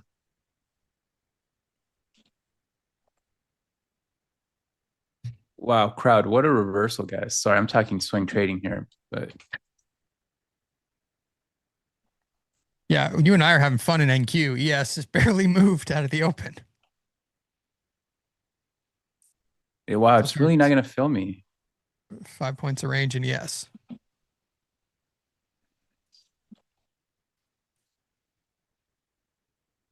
PLTR, what a gap up. Beautiful. Tesla higher. Guys, how annoying is that? It was so close for me taking my partials. But it is what it is.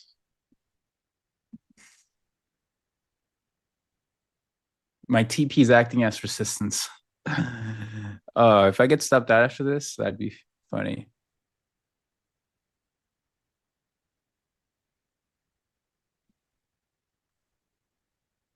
I mean, it was so close. Look at that.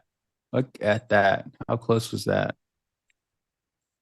Just look at it. Would you just look at it? Where's that from?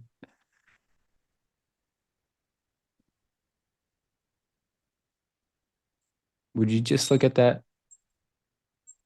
Come on, let's make a new highs here. The market wants it. Stocks are at new highs. We're at all-time highs. Every point higher, well, not for NQ here. Yes, still has some overnight resistance, but SPYs and Qs are at all-time highs here. Mm-hmm.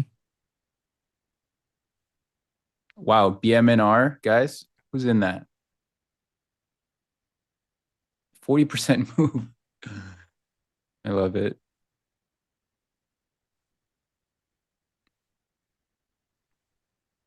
All right. Let's see if I can get taken out here.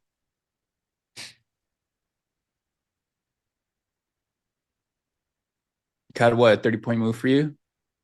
Yeah, 30-point quick little NQ scalp with a one lot. So not a bad little way to start the day. You want it. Take me out.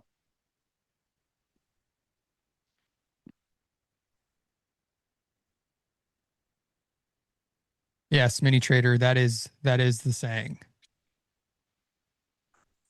It's just nice to not get stopped out right before the move on the show. Seems like I haven't had a a good trade in the morning that I haven't been quickly stopped out on, and then the move Beautiful. happens. All right, guys, I just got half out at 1.6 R. I'm going to hold the rest. I'm going to keep my stop there, and because I'm looking for higher prices.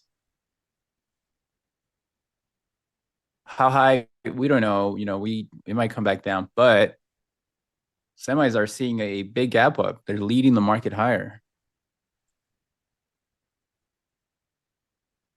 I want the next half off there. So good job. Yeah, Alan, same. I'm going to keep holding that BMNR though. All right, so my risk is paid for more than paid. The idea of me taking half off at 1.5, 1.6 R is if the other half gets stopped out, well, I still made 0.5 R, right? It's still like for me that matters because I'm able to keep my emotional and mindset at 100% because any potential losses are just sort of break even or small profits. And some sort of, a strategy around the exit mechanism of the trade to help me continue to execute well. And over time, these small, 0.5 Rs, if the trades fail, they add cushion, right, for the next losses that I might take it.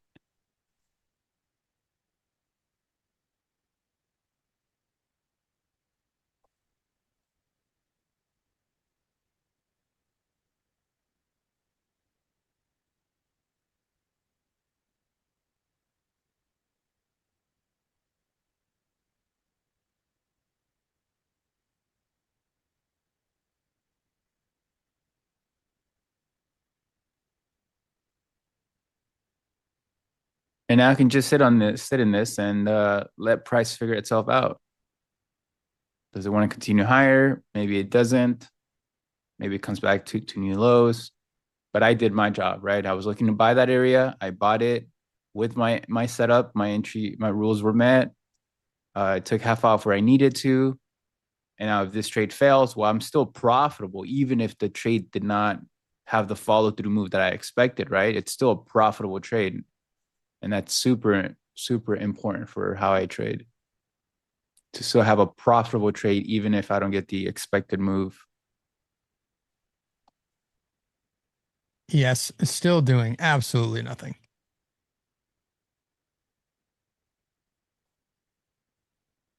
Wow, crowd, guys, look at this.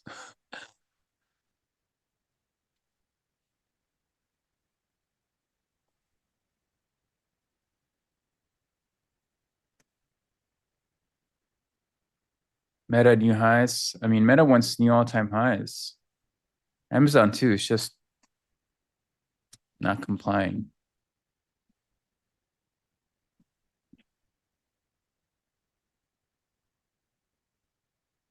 All right, if I get stepped out on the rest, I still made 0.6 R, so that's fantastic.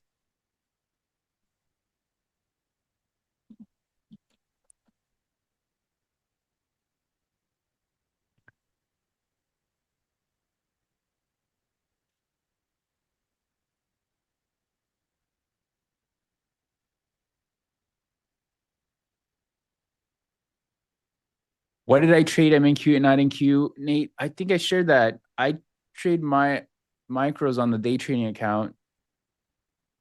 I risk around $800 to $1,000 per trade. And so if I do micros, I'm able to also partial out the way I want to. If I just have two minis, I can't partial out how I want to.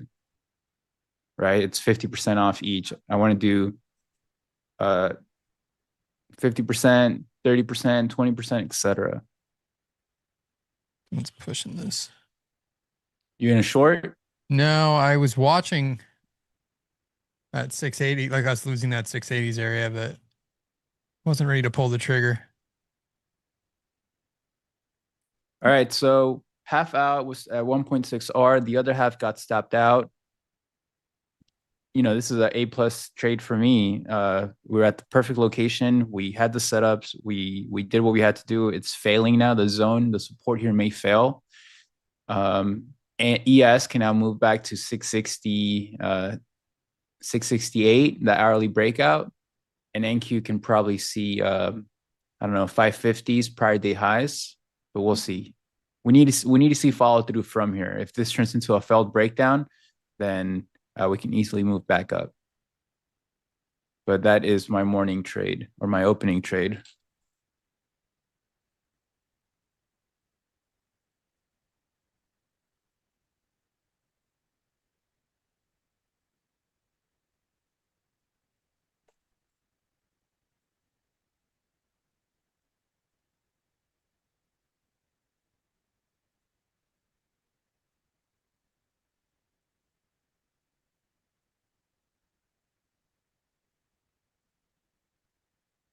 Hood is close to all-time highs here.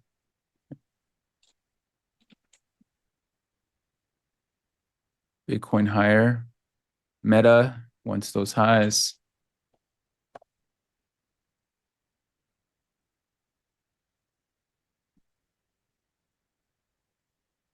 I mean, yeah, a little bit of a mixed market. What small caps doing? Saw some strength overnight, but it's a little bit weak at the moment.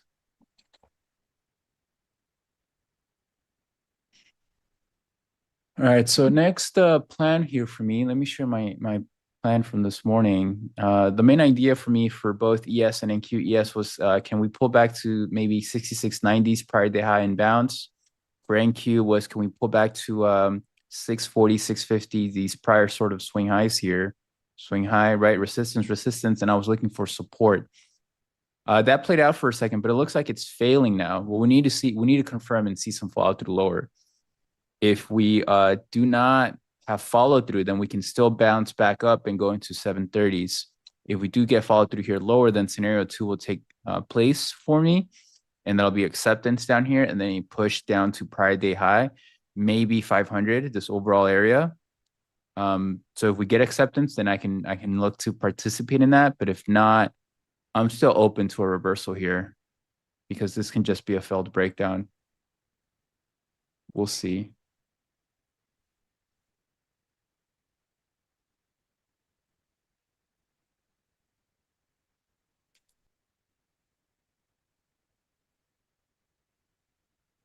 Apple losing stream. Yeah, it's not bad.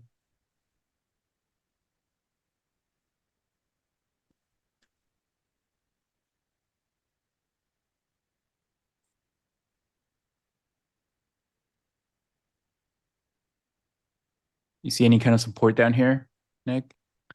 Just from the overnight structure.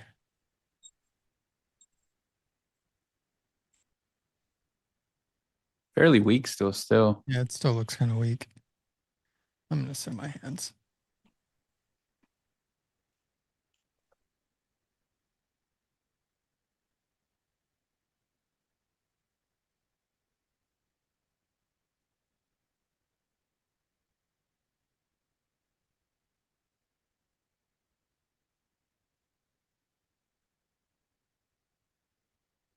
All right, so it looks like we're seeing some follow through lower.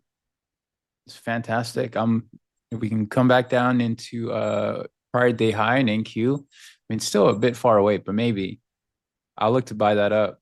550s to 570s. Somewhere here. Prior day high is at 553. So we'll see if we can get some sort of setup into the next area of support.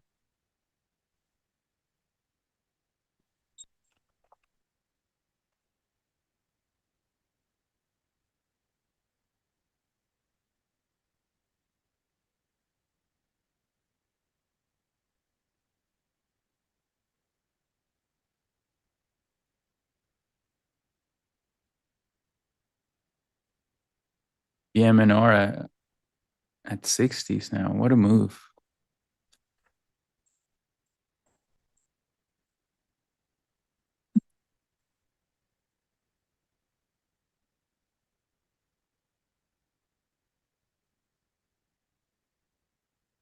All right, so ES is coming into that hourly breakout, 660, 668 area from yesterday. That's the next support below prior day high that I have. We'll see if that holds.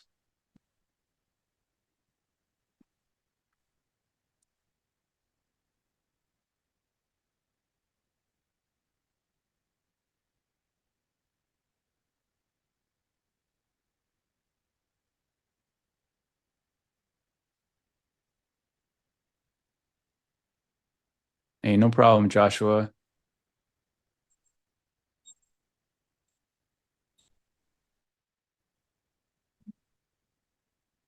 All right, let's see what we can identify here.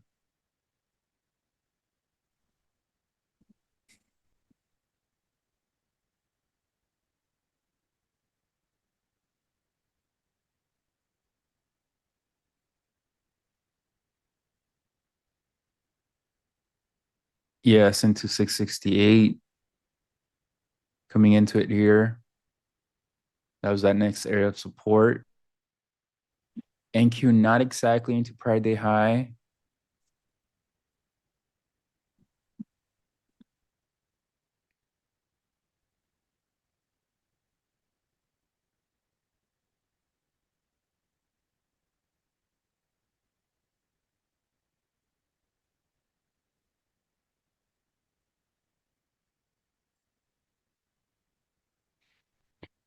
$1K offer at 666.75.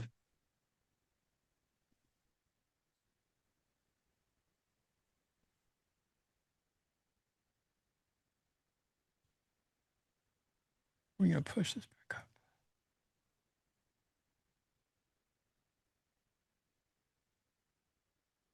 We do have some divergences here on the 5-minute as ES comes into that 668 breakout area. So this is a good support to see if we hold NQ not exactly into the area of support that I want to see. So I'm No. thinking if this maybe is a failed breakdown of that 640s, 650s area. No, now it looks like they're trying to push.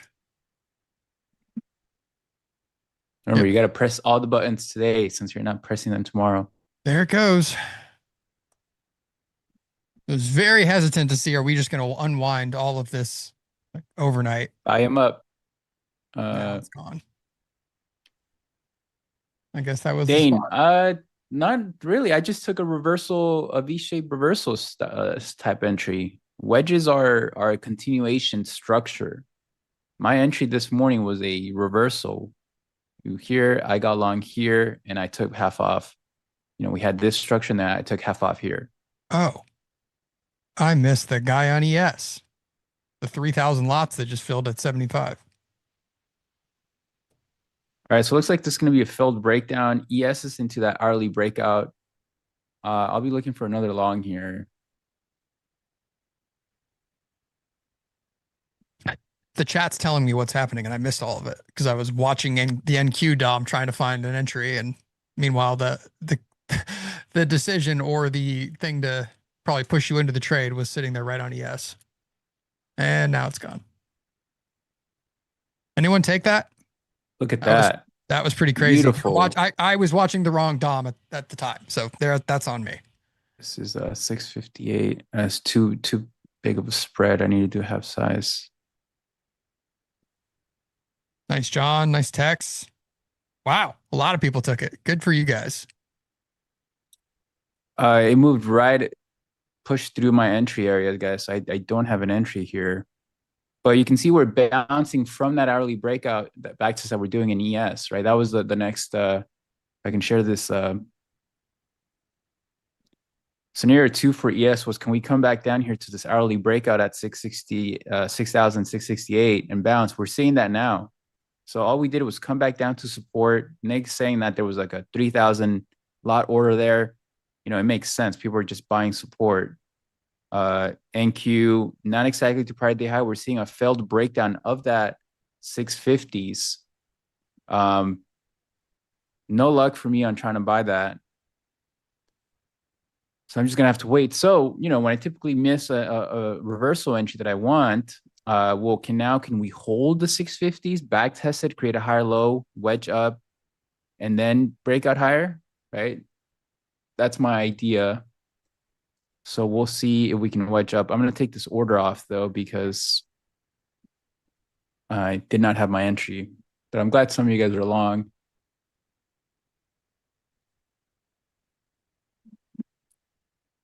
That's a 659. That's 65-point risk on that. So I would need to do half size. We'll see if we can come back down here. If we can come back down to where my entry's supposed to be, I'll look to see if I can help put on a half size trade. But it happens.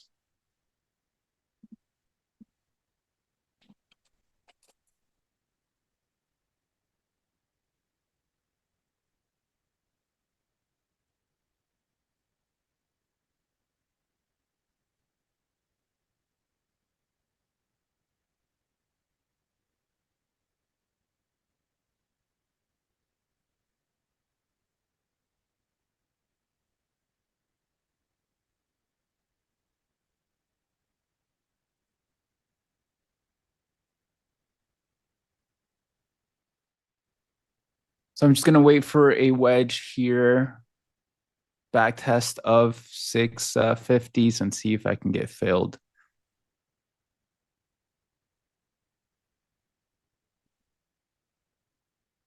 Look, we're in an uptrend, right, guys? So the strength that we're seeing in these upward reversals are just a sign of the environment we're in.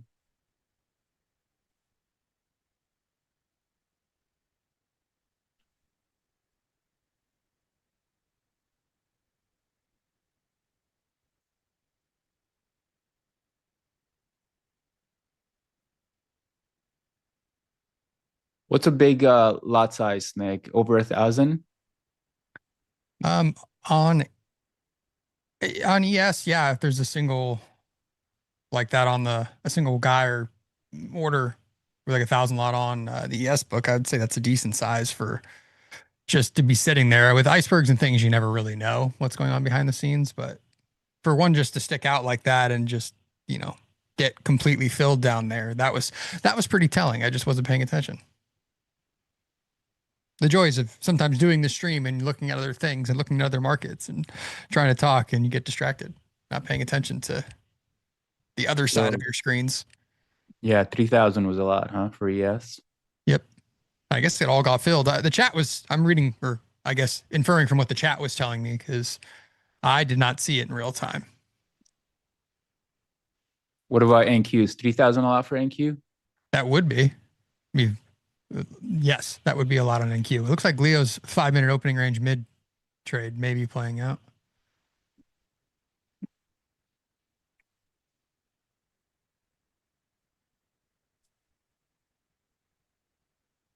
Do I try it though here as it comes back to what my entry would have been?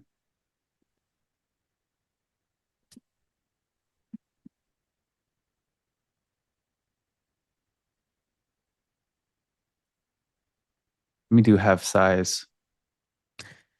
See if we're able to hold.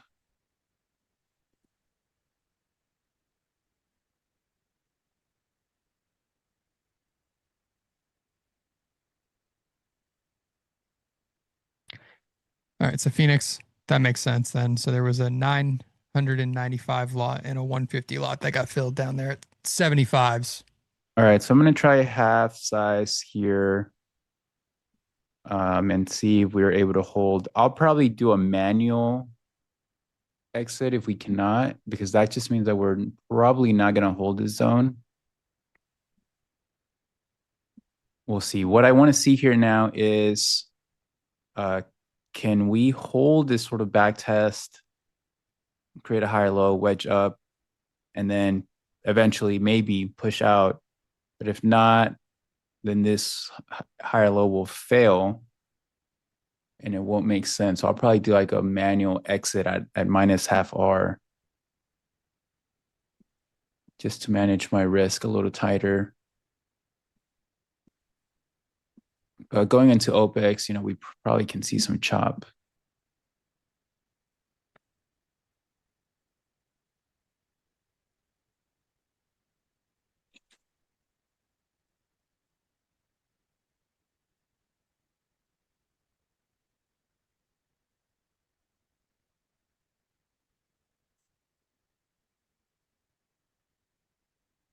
Oh, that was a good pullback in some other names.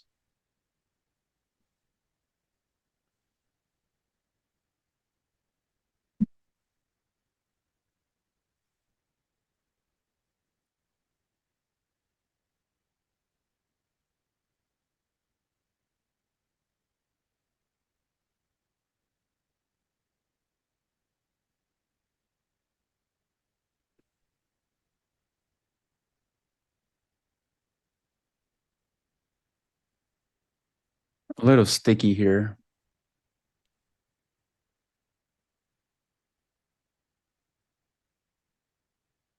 Oh, there we go. What was that? Is that another big order? That I don't know. So we have a good higher low here. Now I want to see that being like a respected here, and then if we can sort of contract here and chop around, then as long as we can now continue to hold this 640, 650s area, then maybe we can push back up higher. Right. So I'm gonna do a manual exit on minus half R. Probably like right here. Just in case it does come back down, I don't want to be in the trade until a full stop out. So we'll see. My idea here is that if half of this trade gets taken out, sorry, if all of this trade, this is a half size. If this half size gets taken out at minus 0.5 R, well, my morning trade was a full size 0.56, 0.6 R profit. So this loss will eat up some of that, most of that gain, but I'll still have a flat to green day, if that makes sense.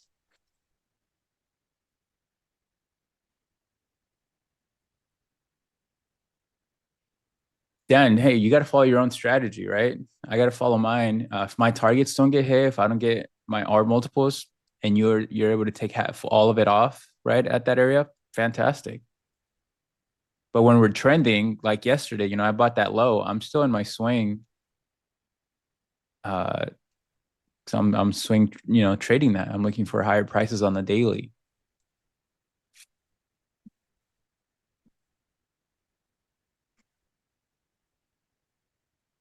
Man, I missed an ad on NBIS.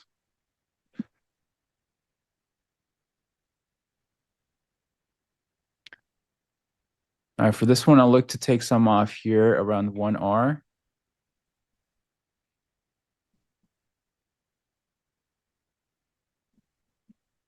So far, so good. What we wanted to see. Now let's see if we can get some follow through and get higher prices. But look, we're seeing that beautiful sort of structure that I talked about in the plan. Oh, do I get filled here? Maybe. Um, I mean, look, guys, ES was a if sort of this 690s failed, can we pull back to that breakout area at 668? We're seeing that now. We're bouncing, right? We pulled back there. We're bouncing NQ, failed breakdown of that 640, 650s. So scenario one is now in play here. Let's see if I can get filled on half of my trade. Look at that, beautiful. Take me out.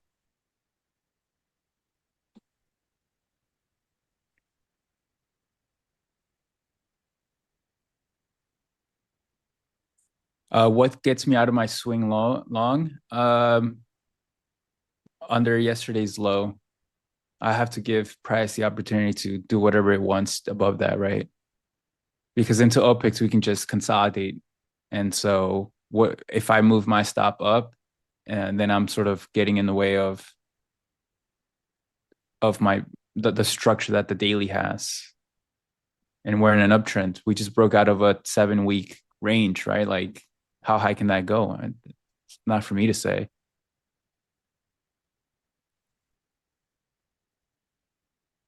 All right, let's see if I can get filled here on 1R would be great. So then I can pay for my risk and then sit on the rest.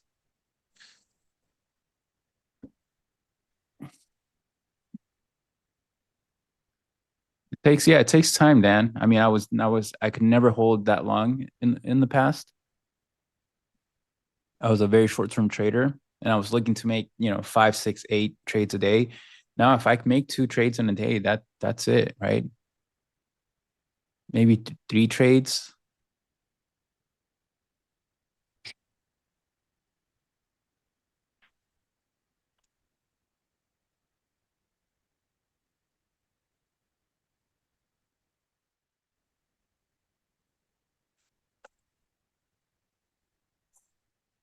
Like this.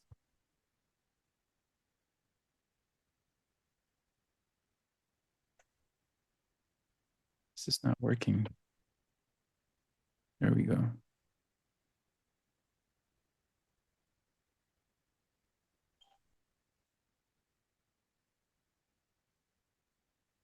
Coin, IBIT, back up. Proud. Look at that. Just a beautiful move. God. Oh, it's insane. Shopify.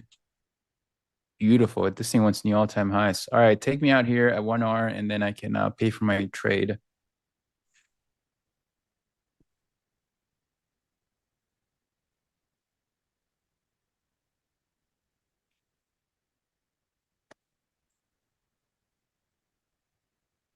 Swing trading and day trading at the same time.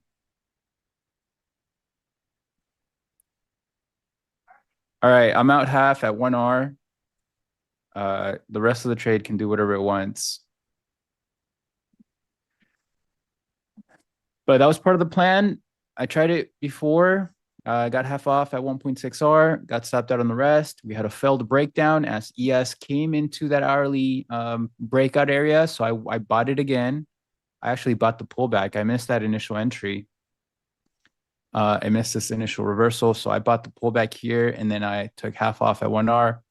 That's it. That's my morning, right? You guys are seeing pretty much my full morning here. Josh, what happened?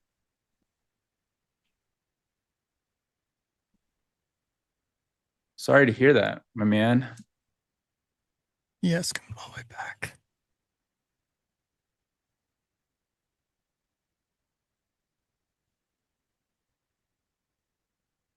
Bernardo, thank you. Thank you, guys.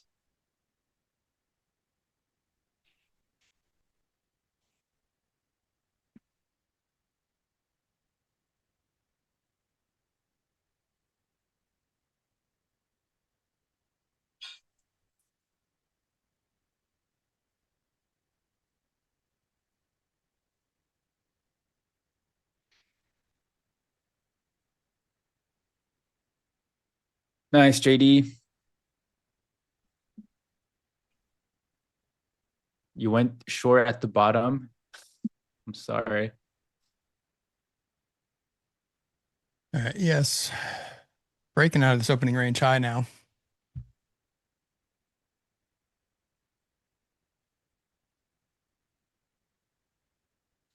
Look at that, beautiful. So this is the move that I sort of wanted on the earlier trade.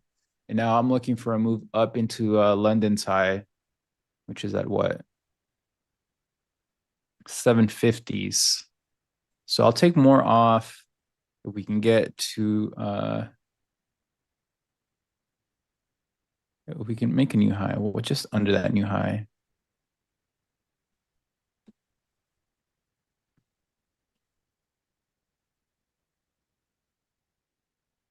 If Shopify can make new highs, new all-time highs, that would be fantastic.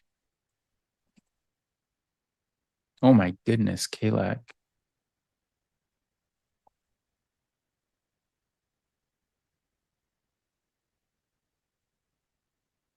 God, semis are on fire. This NQ can continue going higher.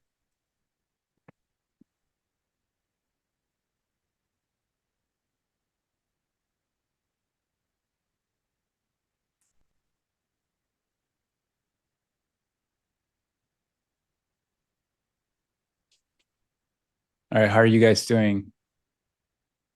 How are those trades?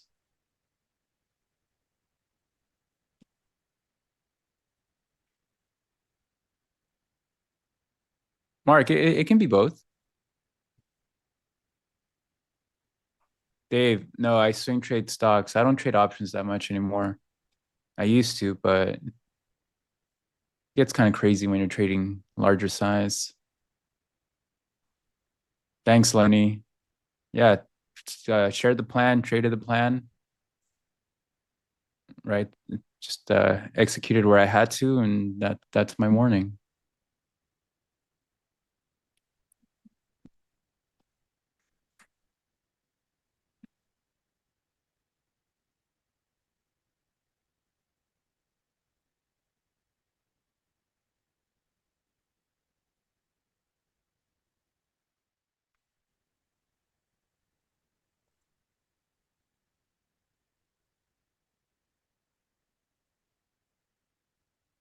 Don't know what that means,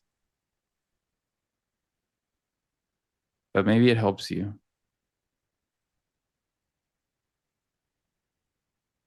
Is ES going to rotate all the way up towards London highs?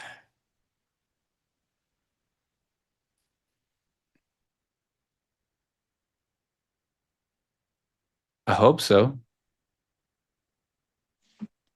Poor high at overnight high. What does that mean, Nick? I don't know what that means. What's got a poor high? I don't know. Mark says NQ. I don't look at that. What does that mean? That means it's gonna get taken out? But not necessarily. Usually the way I always think of it is just like it's poor structure on like the taper of the volume profile for that high, but means weak It's high. vulnerable to being taken out. Is that's my interpretation of Allegedly, it? yes. Overnight high is poor. When does it get rich? We're trading here. Guys, let's like up the stream, please. Let's go. Gotta go into streamer mode. Oh, Nick, while we're waiting here, what's going on next week? Talk to us. Yeah. So if you were unaware, we are doing a 4-way arena competition with me, Stowe, XYZ, and Leo the Tiger himself. And yeah, you can join in on this competition. You can register there you go. via the link that's probably about to be posted into the chat. And you can be trading along with us the entire trading session. We're doing an all-day stream from the opening bell, and then we are going to be back to trade the close as we usually do. So that'll be a lot of fun with the four of us kind of running an all-day stream next Thursday. So if you have not already registered, this is a great time to do it. Should be a lot of fun. Yeah, go. I'll be watching from outside Nick's window, actually. Of course. It's the way to do it. There's a question here on what indicator I use for R1. This is the risk reward indicator that I created with Ninja. They actually, they can share the link. We actually created a official page for it now, and if you go to it, you can download this indicator. It's called the Risk Reward Plus, and you can use it yourself. It's pretty fantastic. It just creates standard deviations from your risk to your entry to your stop, and it looks to, it's sort of like a Fibonacci extension. It looks to put that out in the future, or higher, or lower if you're shorting.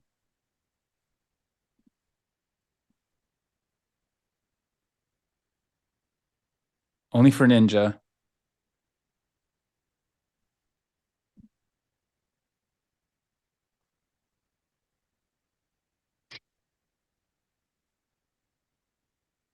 All right, so NQ just took out its overnight high. Wow, these markets are on fire. Look at God, semis, guys. Crowd is at all pushing so much. Wow, look at crowd. The block is hot. Look, this NQ trade is nothing, guys, compared to what's happening in the market. Like, the way I see it is the market's firing on all cylinders. I'm trading NQ. It's like I'm trading all that move in tech.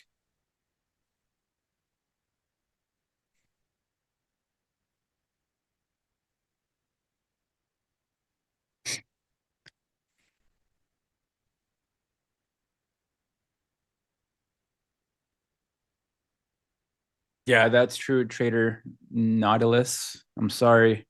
It's available now.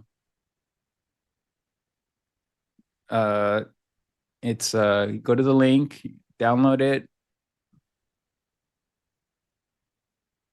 and hopefully it helps you guys in your process. It's fantastic.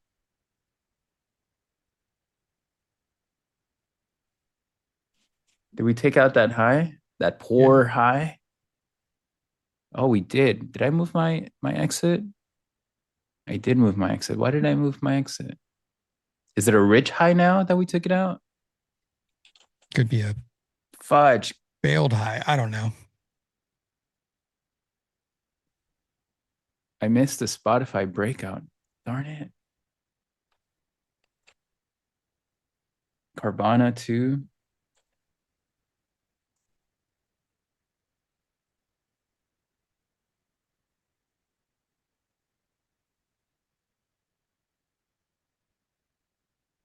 Spencer, I think it's learning at Ninja.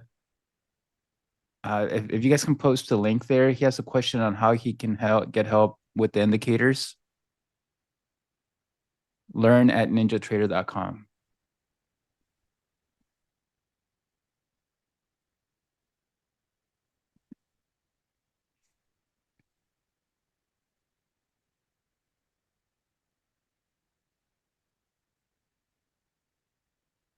I gotta find an entry in this swing. I want to take another more off here.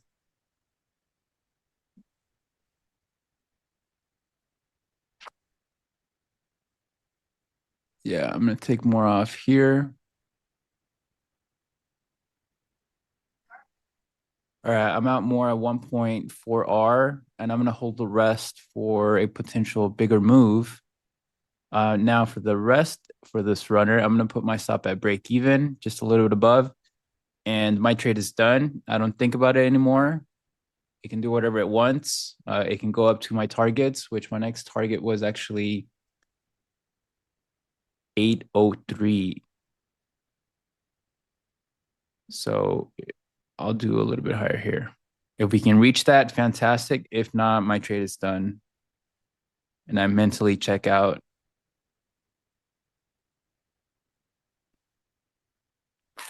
And that's my trade. I got short up here. Good luck. It's going to work. I wanted to work for you.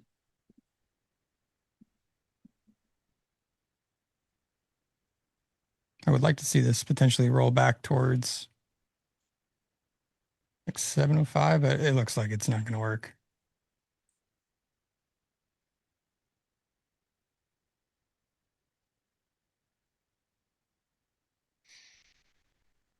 Thanks, guys. That's two winning trades on the stream here. So I can't. It doesn't get any better than that.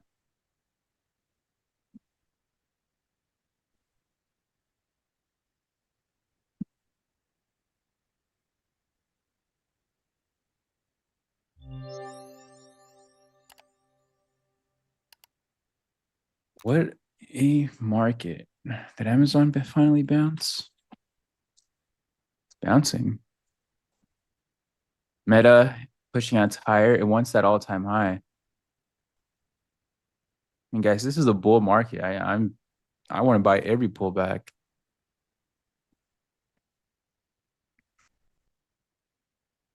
I need to buy this Spotify.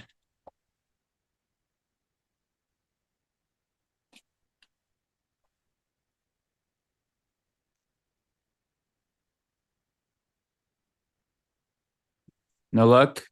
No, I got stopped.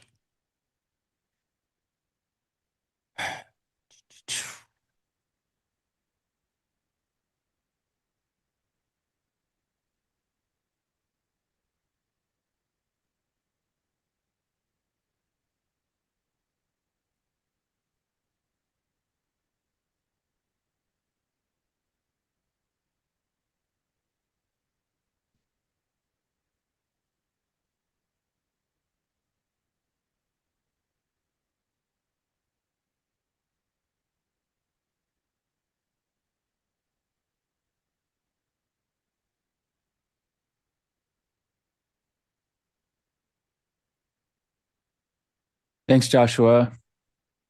What is the best one advice for a newbie? Gosh, what is the best advice for a newbie? Take it slow. I think Delhi says that. You have to take it slow. You have to give yourself the opportunity to really learn the environments, the cycles, the trends, how they change. Don't risk a lot. Trade on demo or trade one of these prop accounts. So you give yourself the really the opportunity to learn what you need to learn without burning through all your capital.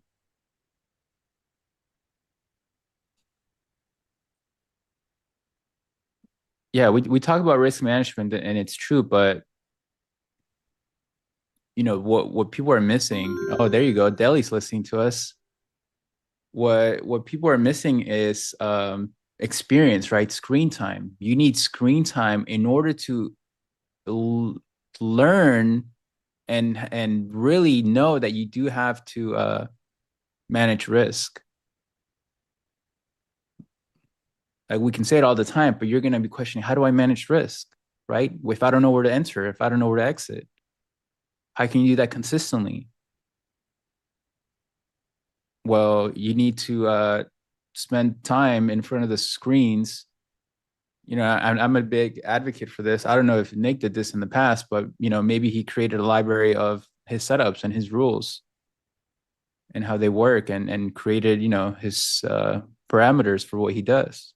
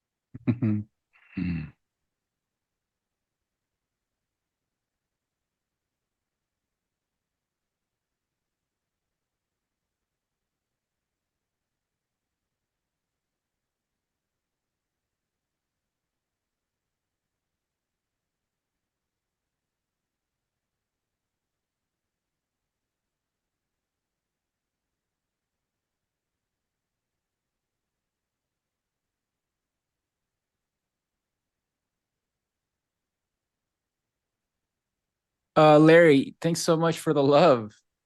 Every single time you stream, I am massively green. You can't put that kind of pressure on me. Not only can you have my kidney, but you want to send me 10% of your earnings. Listen, uh, don't make me ask for that kidney, all right? You don't know what can happen in the future.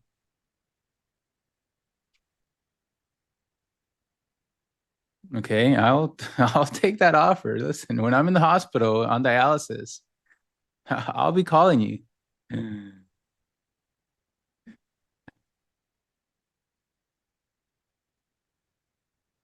No. The fee will be the kidney, not the 2 and the 20.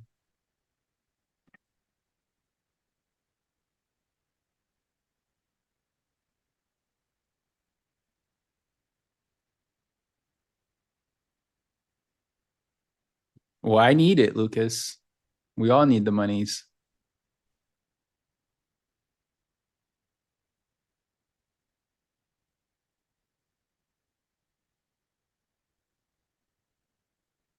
I want to be like Shad when I grow up and find money on the street. Okay, that's my life goal.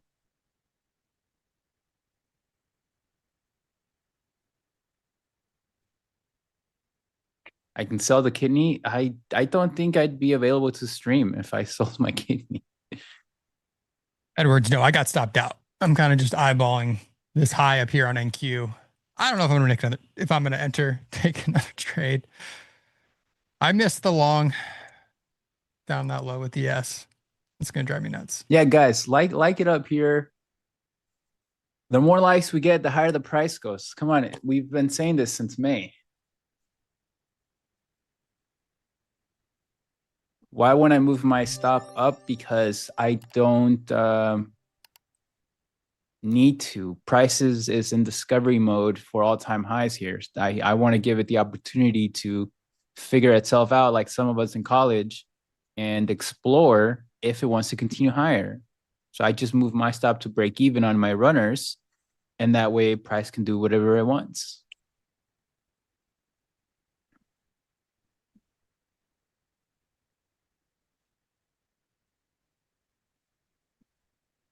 But my morning is done here. I'm just managing my swings now. I use mostly limit orders to get me into a trade. Like I had a limit order here on this pullback. It filled me. Market orders sometimes when maybe I catch something late and I need to get in the trade.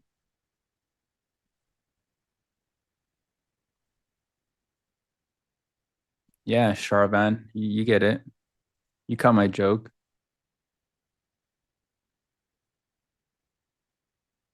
Guys, this market is on fire.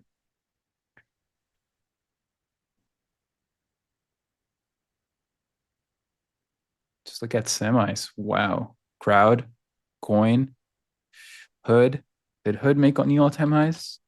New all-time highs for hood. What's PLTR doing? It wants new all-time highs. Shopify wants new all-time highs. Meta, so close to all-time highs. Like you just, it's really tough to be negative on the market when you have all these stocks at or near all-time highs. Right. Yeah, I'm long semis. You need to be long semis. They're leading, right? We're in an AI, so they say, AI revolution. Whether we agree with it or not, it's prices are going higher. So it's my job as a performance trader to participate in that and let the market do the heavy lifting.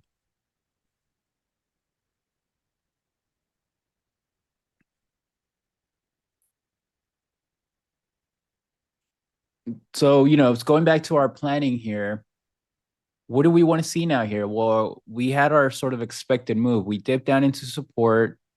NQ saw a failed breakdown of 650s. ES saw a move into that hourly breakout, which was, I said, that was that next support area. We're now back into highs. So if NQ can form acceptance up here and wedge up, then that'll show us that it's sort of consolidating these gains. It's respecting this resistance, and it can push up higher, right? Let me move this to 3R just because for funsies. But we need to see some acceptance here at highs to see that move higher. And ES is still not at London's high, so maybe we do get that.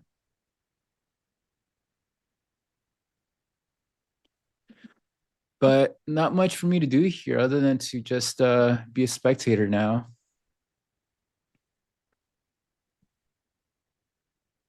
$24,500. Wow. Why would you want to see that today? What is telling you that we're gonna see that?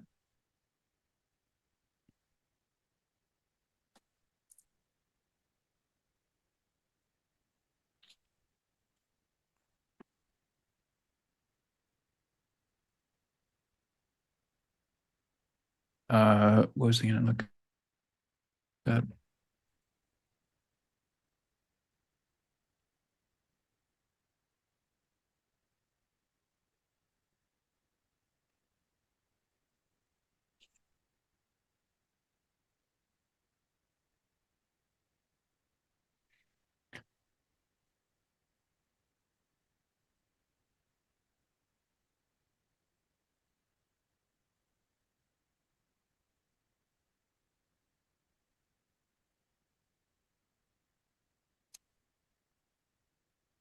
Uh, can you show where you got support from down there? In what, ES or NQ?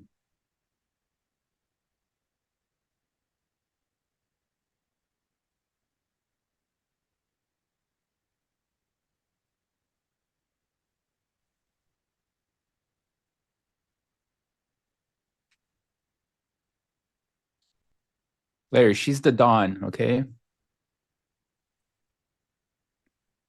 NQ has support. I mean, not exactly there. I mean, it's tough to visualize that. You have to be creative here with me. The main support area was 650s. Why? Because we had prior resistance here, test, test. So the morning idea here, if I go to the 5 minute here, was that on a test here, we could hold. And I don't know if you were here with me right before the open, but I bought this low here. I took half off here at 1.6R, and then I got stopped out on the rest. What this ended up becoming was a failed breakdown of that 650s areas as ES came into that hourly breakout area here. So you're sort of combining with that ES is coming into a big support area. NQ was not into that next support area, which was prior day high, like right here. Instead, NQ saw a failed breakdown. We did have, I did make a note that we had divergences here. So into that next second lower low, we had our side divergence. For those who watched my stream or those in the group that we trade with me, we had, the requirements met. And so this ended up being a failed breakdown of that support area, and we triggered a reversal back up. So that was sort of the plan and the trade ideas and execution today.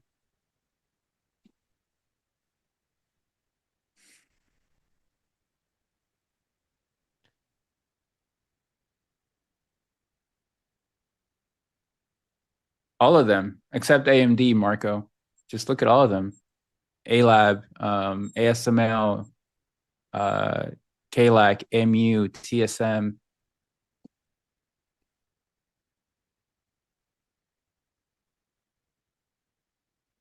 Yeah, after all this fun so far to start the session, we've come into a lull. Not much happening. Do we just continue to grind up the rest of the session at all-time highs? Thanks, Joshua. Yeah, I would say review these streams that we have here every day with different traders. The afternoons, the mid, the one that Stowe does, lunch sessions. Just watch those. This is a huge education hub for you guys that are learning to get better. The best network on YouTube for sure for trading. And Nick was saying this yesterday, right? Were you saying that? I think it was yesterday. Where was it? No. Actually, I was hearing your podcast. You were saying that, the network is probably the best, I don't want to say the best traders, maybe selfishly, but the type of education that we provide, our planning, our execution, our real-time analysis. Yeah, right. So absolutely. that matters. Yeah. This is turning into a trend day, isn't it?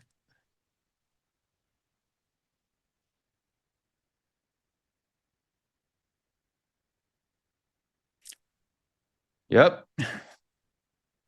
We're in an uptrend. Sure feels like it.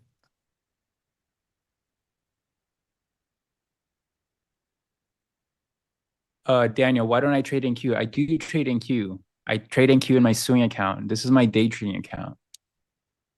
The way I take partials, I need to trade micros because I'm typically risking $800 to $1,000 per trade. So I want to take partials the way I need to. Right? If I just buy 2 contracts, I'm going to take 50% off, and then I'm left with 50%. How can I partial out the remaining contract? Right? So I'd rather have micros. I am long in my swing account in minis though, from yesterday's low. I did take partials. I'm long, still 2 left. And I'm just going to keep writing that.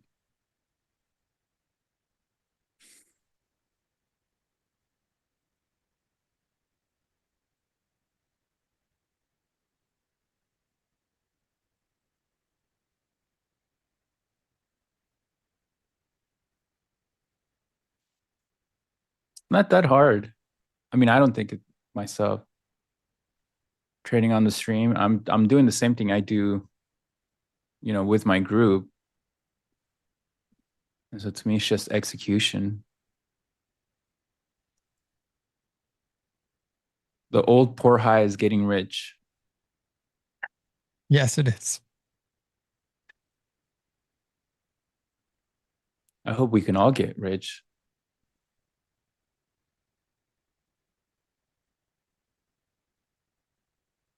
My longest trade in NQ has been 800 and something points.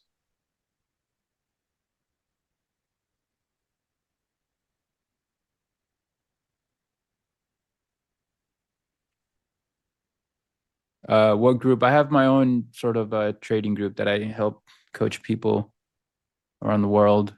I share my approach and the planning and, a lot of education.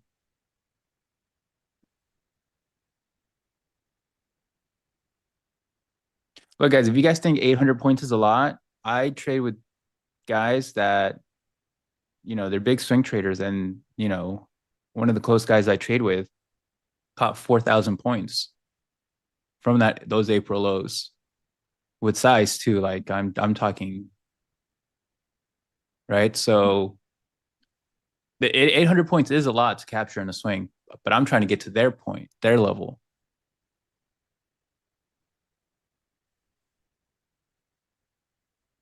Yeah, that was trade of the year.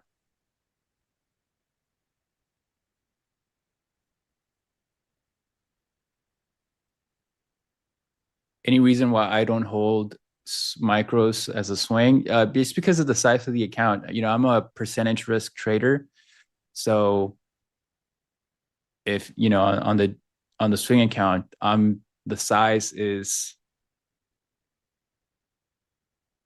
based on the risk that I have in the trade. So with the size of the NQ trades on the swing account, I can have minis. I don't have an Instagram. Well, I have an old Instagram that I don't use, but there's nothing on there. I'm only on X.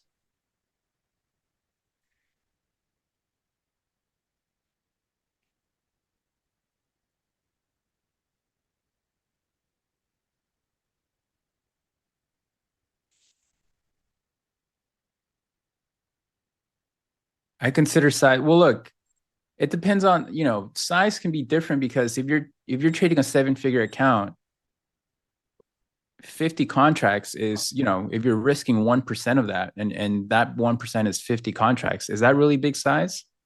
It's not, because you're only risking 1%. right? So the contract size doesn't really matter here. What matters is the risk on the trade.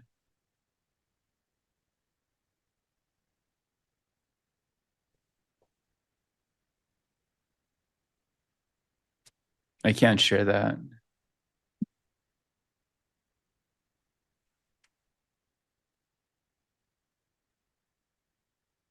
Hey, look, I didn't capture 4,000 points. I want to, Edgar.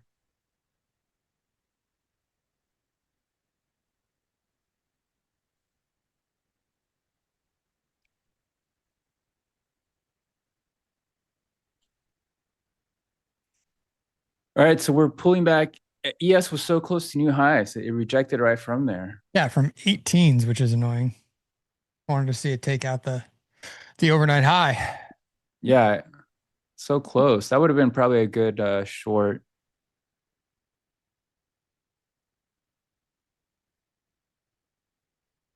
Yes, I am probably done for the day. I gave back half of my first trade, so I'm going to probably just call it for myself.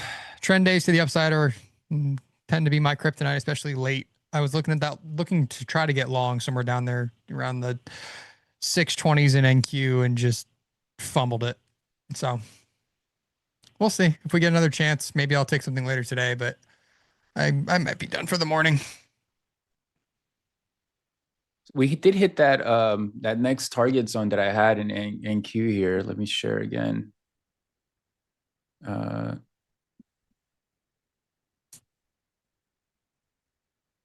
So here's that scenario 1.2. We saw that, right? So we saw the combination of scenario 1, a pullback into support. We saw a failed breakdown. And then the idea was that if we can see higher, we can hit that 800 zone at 1.2, scenario 1.2. We're seeing that now. So it makes sense that we're finding resistance there as ES goes back into that 67.18 zone, London's high resistance. So what we now need is acceptance up here at 800 to then continue higher. With FOMC, not FOMC, we just had that. With OPEX, it will make sense if now we sort of go back down to create a range-bound environment. So should I have taken some off here at 800 at my target? Yeah. But, you know, I don't, it's not that I don't care. It's just that I have a habit of holding long for trends. And so I you know, I just let it do what it wants to do. But I'll do this. I'll take, let's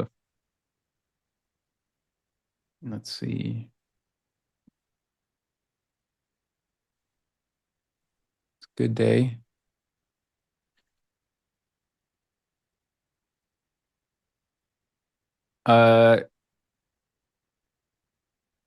The indicator that I have here, this is a zones indicator that I have for Ninja and TradingView. That's only available for members of my group, just because it comes with a lot of education around them and how we trade them and how we use them. So sorry, my guy.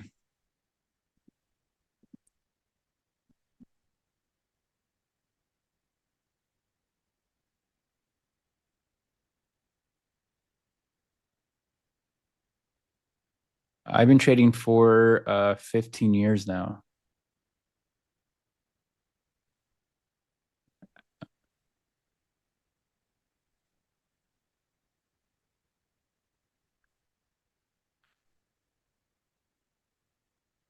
Edwards, you can send me a message on X or Twitter, and then I can tell you more about it. Same for you, Warren. This is my X profile here, down here.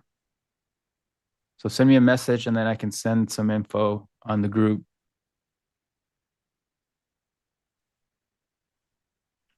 I wish I was look, I look young, guys, because of a illness I have, okay? I stopped growing when my kidneys failed when I was 16. So that's why I look young.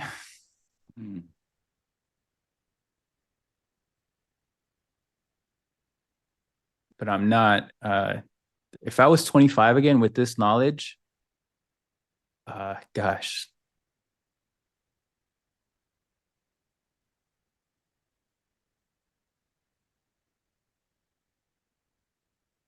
Hey, Job's in the house. Thank you, my friend. Well, it's still, it's still an issue. I don't want to say an issue. I'm healthy now, but I'm on medicine for the rest of my life. And maybe something in the future happens again, and I have to go through that process again.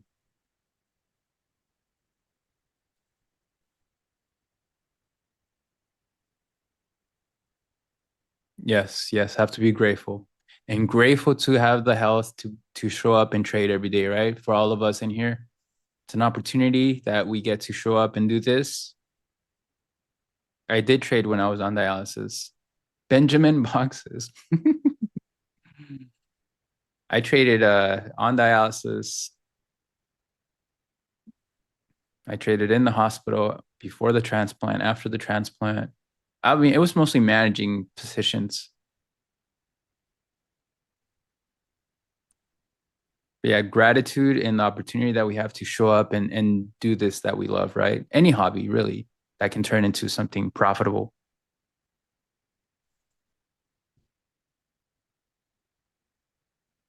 What a rejection. That was a good Yeah. exhaustion.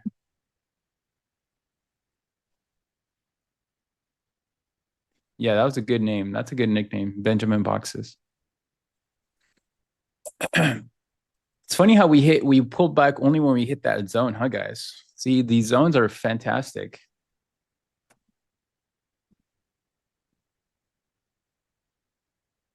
Jesus, what a move here. I know. Markets.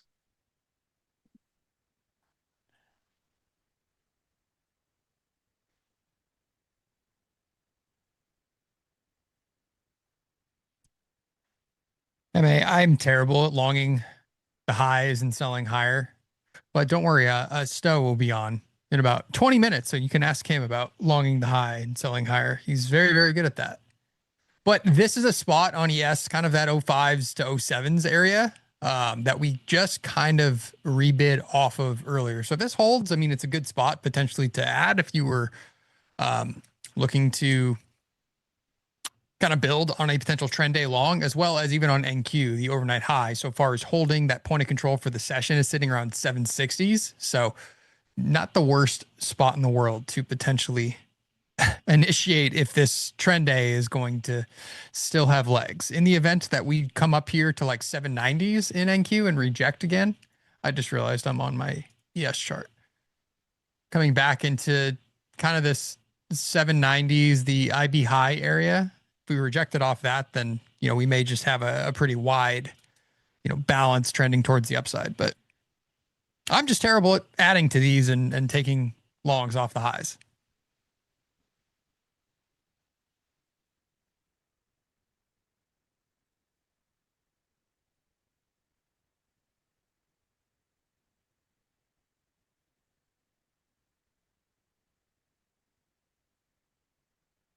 Thank you, Joshua.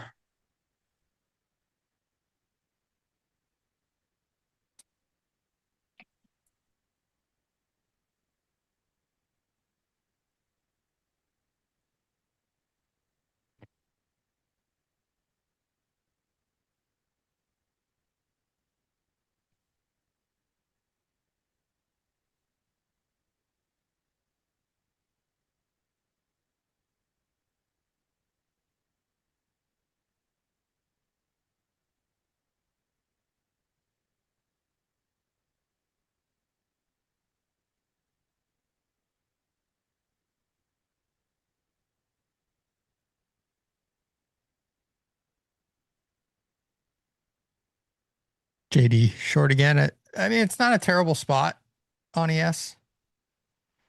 If you wanted to try for that rotation back into value, maybe clean up some of the structure back down towards the 90s. I mean, I could see it.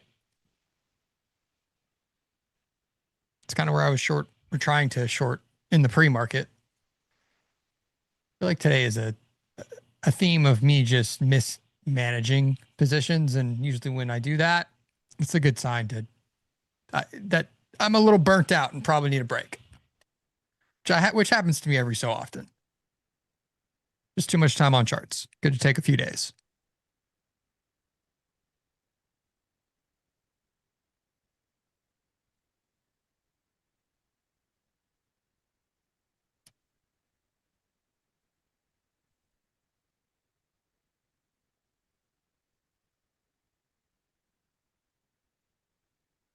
Hey, Bren. Good to see you. Thank you for tuning in. Am I going to add here on this pullback? No. I only add, my ad is I consider that as a new trade. And it'll be a wedge.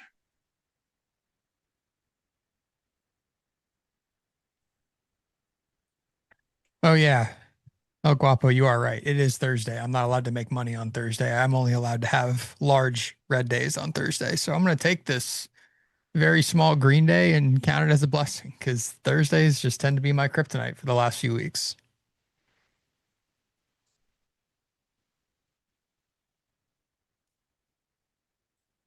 I should have realized what day it was. That's why I can't manage positions well today. It's Thursday.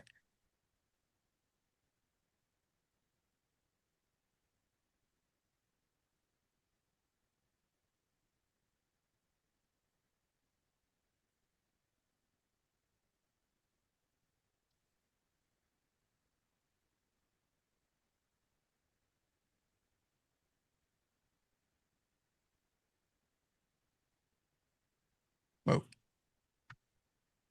Don't close your positions on risk. I don't know the answer for that, Shaq. I would say do a one of those prop accounts.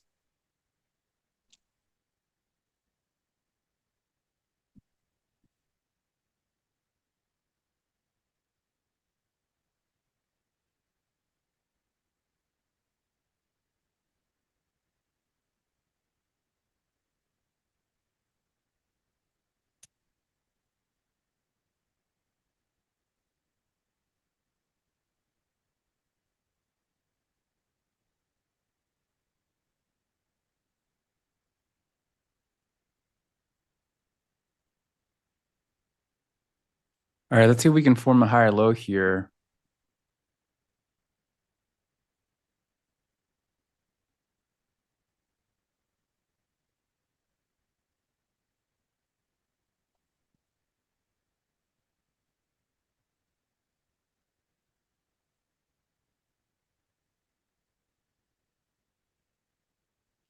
Rogue shots. I mean, I use level 2 on my Dom.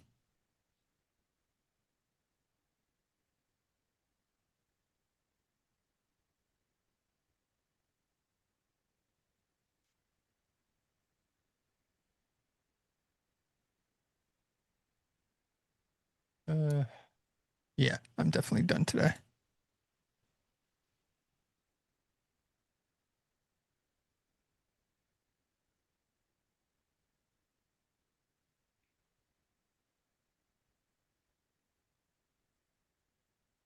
Nick, answer that, Black Mountain. What was the question? How much capital do you have access to when you were in? Well, I was not in props. I don't trade props. Uh, Nick has traded props. I don't know if you still do. it's not how much capital I would guess you'd say. It's more how much drawdown and how much size you are able to trade. So it's not really the capital. It's more like the leverage of size that you can do for a specific amount of drawdown. So depending on your size of account, that's where that all changes. But most of them will give you anywhere between 2 to 5K in drawdown. And you can trade up to 15 minis, which is kind of crazy for $5,000 Yeah, in drawdown. that is crazy. You don't need to do that. No, it's a great way to lose the account in several seconds. Yeah, seconds for sure.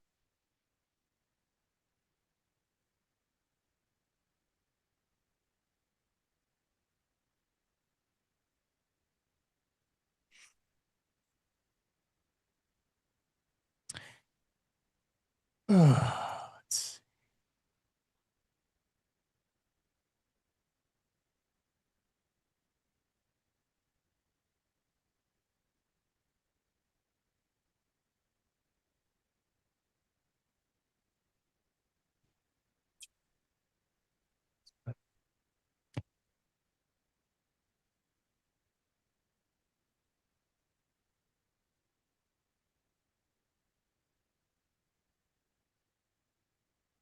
Guys, what a move by semi.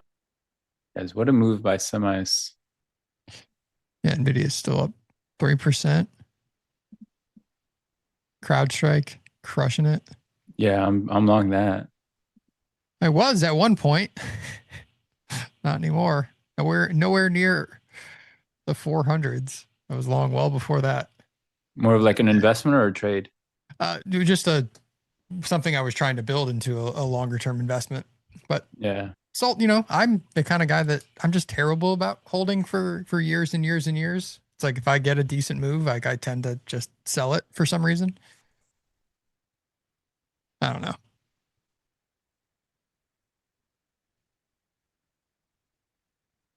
Guys, if we can get those likes up, that'd be great. Got to help out the network here.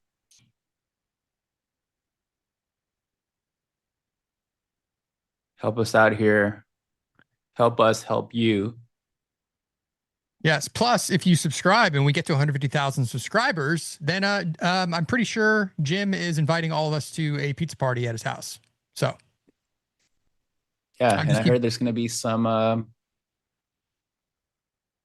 giveaways.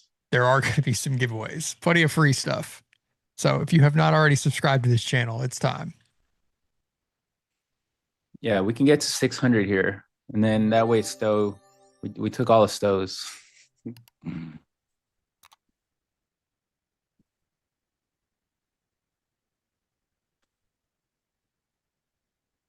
We need some merch. Yeah, I was a tad early on that short.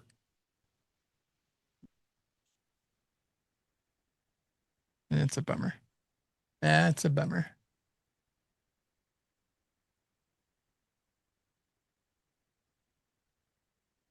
Am I able to show how I have the drawing panel on your chart? That's an indicator. How do I do that? I don't even know. Drawing tool tile. Okay, so you have to add it to your indicators. I'm not good at that.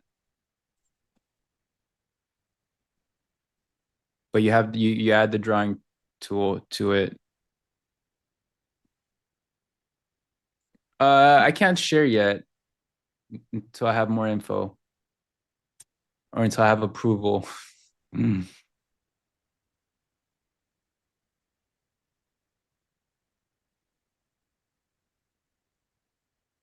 Yes, Alex, you're never wrong, just early. It's same thing. It is what it is. One of those days. No, I'm not trading Thursdays anymore. I gotta have to just remove that from my my plans is just don't trade Thursdays apparently.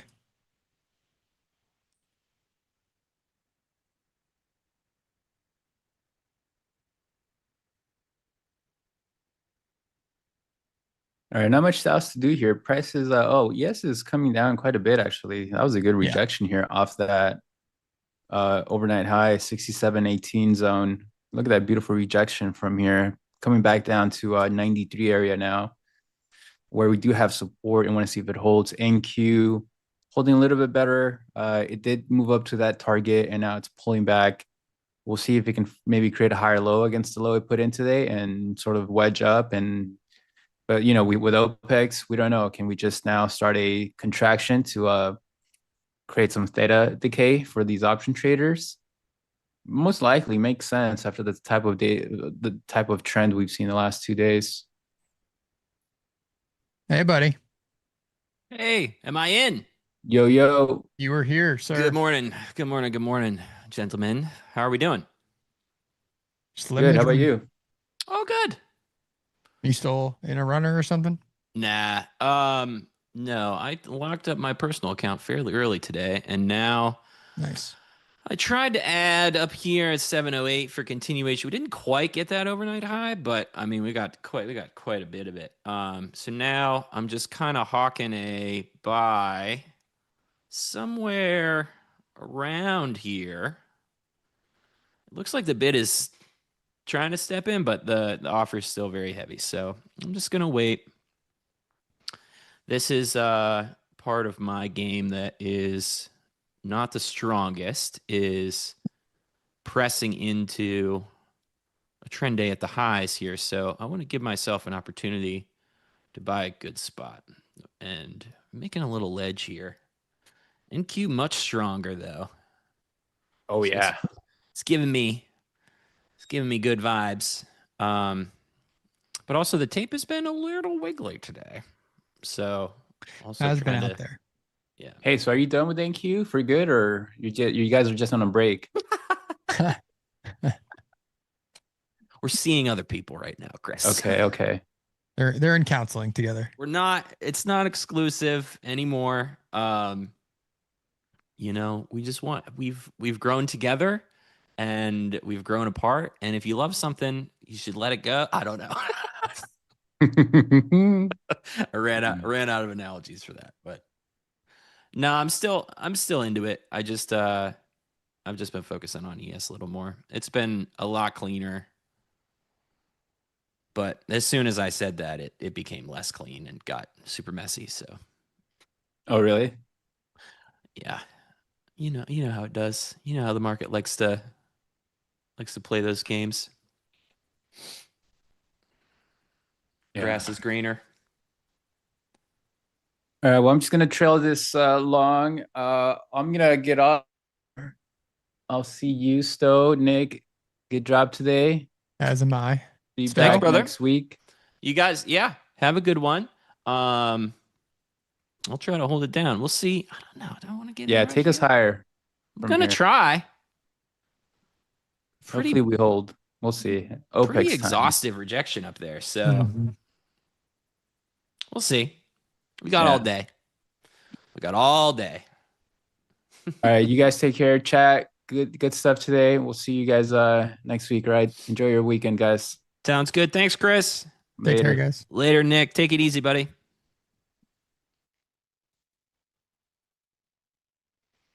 Good morning, chat. Good morning. Good morning. Good morning. Good morning. Good morning. What time is it?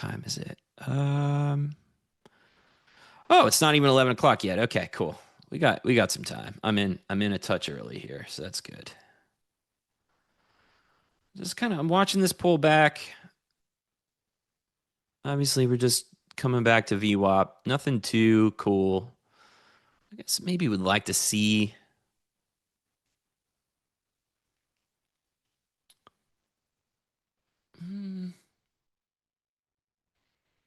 I also like that 90 spot. Maybe I'll wait for that.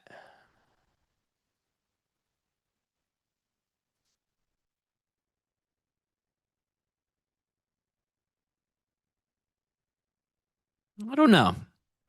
Again, I'm trying to be, a little picky. If I see some bid come in here, all right, that came in at the VWAP. Why not? Why not? Why not us? Some days, you don't overthink it. You see a bid show up off of VWAP, just, you can just slap it. It's okay.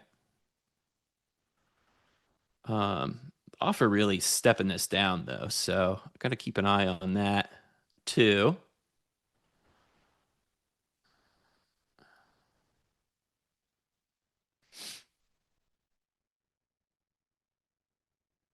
I don't know. How are you guys doing this morning? Good morning. Good morning. Good morning.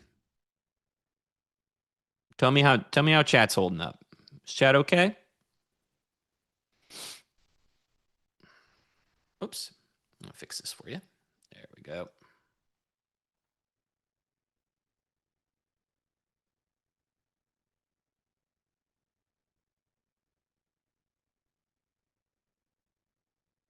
Just trying to watch this tape here a little bit.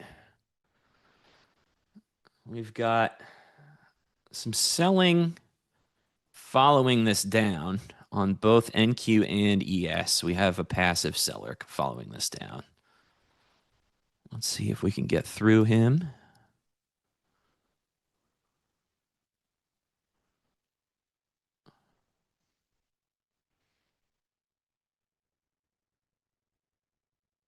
Definitely seems still pretty heavy.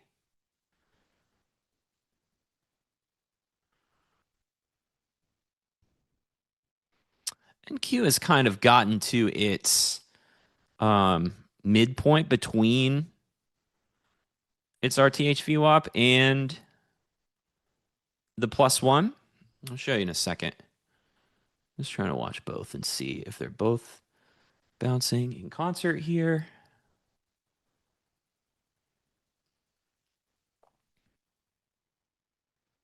Need NQ above this 750. We'll go over here and take a look. I haven't even got to this screen yet today. Yeah, so what we don't, so this is walking itself down. Let's just put a view up here.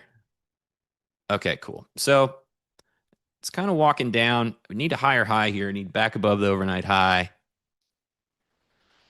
to feel really good about this. But I think that, okay, cool. We're over 700. We're going to get our first one off. Let's take it right there. We'll tighten this up.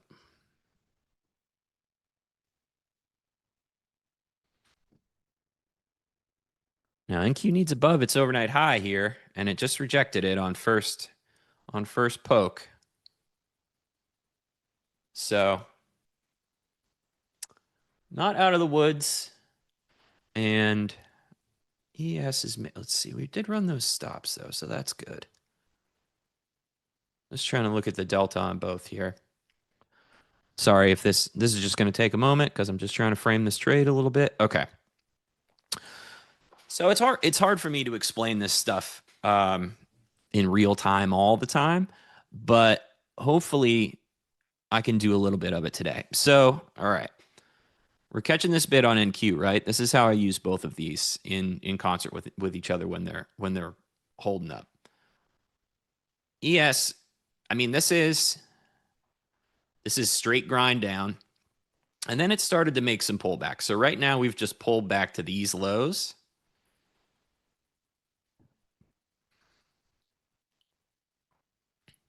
This is flattened out on ES for sure. NQ has not. I mean, it's getting a little flatter, but in the context of scope and all, or scope, in the context of slope and all the things that I look for with slope, this one's still okay for now. This one is still bullish. This one is flat. So you see how NQ is pushing new highs there? ES came up, bumped back into 6,700, and now it got sad again.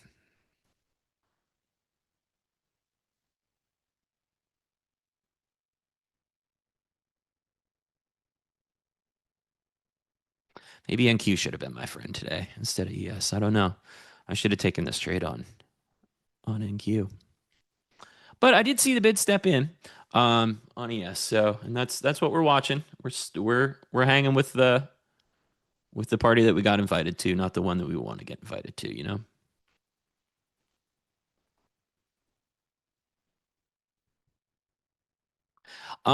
Hey Summit, the anchored VWAP tool is free from Orderflow Labs. You can go to Orderflow Labs website and just download that tool for free.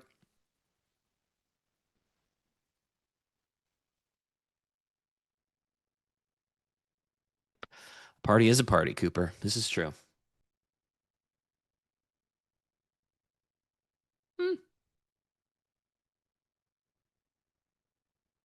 We'll see.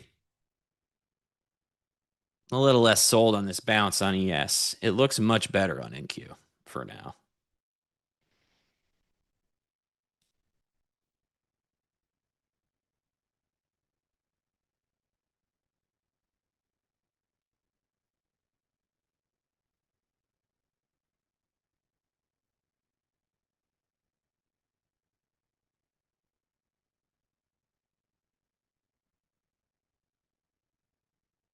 Yeah. Not great. Not great. What time is it? Do we get the, okay, so we got the 11 o'clock turn, which was buyers on NQ. Not so much buyers on ES for now.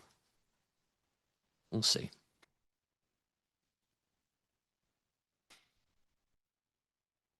What's the Dow doing? You okay, Dow? You okay, Mr. Dow? Oh, selling off. Okay, great. Thank you. Thank you, Mr. Dow, for nothing. Appreciate that.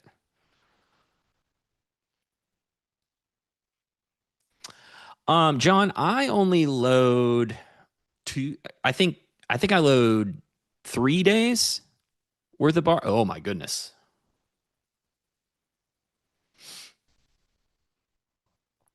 This is what I mean. This is what I mean by the wiggle. That was a big drop at 6,700. And they took me out. Of course they did. That's okay. That was wild. That was nasty. All of those things.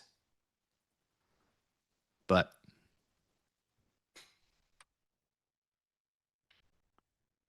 the bid came back in there. So we're going to take a shot. Not a great entry here.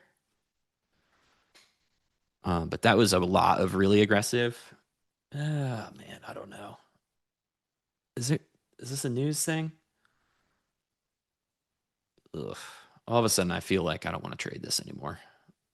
This book is being very weird.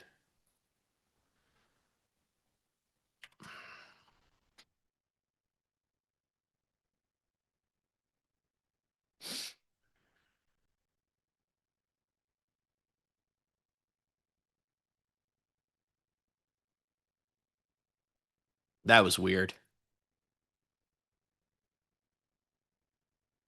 Did not like that. Yeah, I'm going to chill for a second.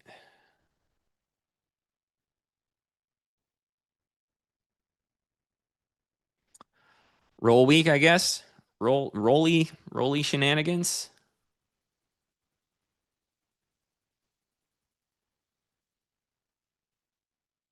The book just thinned out like crazy. And then thickened back up again. And thinned back out again.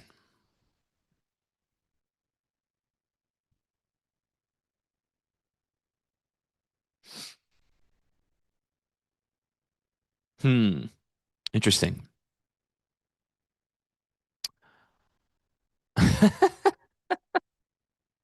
You have a TradingView tarot deck? That's cool.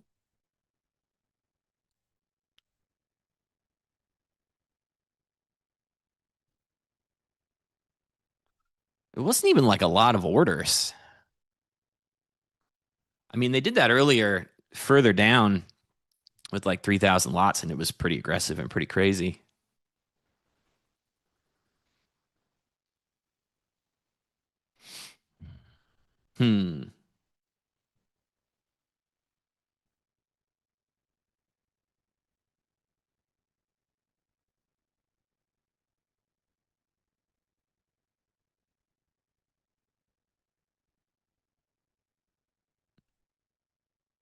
Okay. Try again.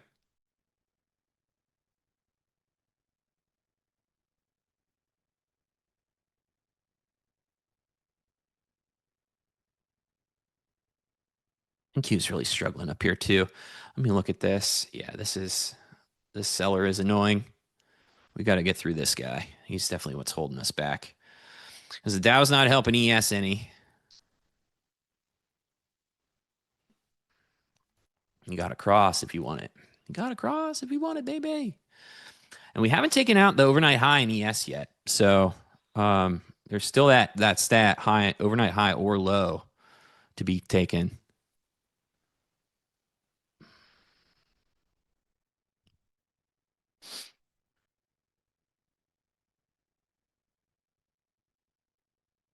Really pushing. NQ's really pushing here. Do. It's trying to get through this guy. Hard.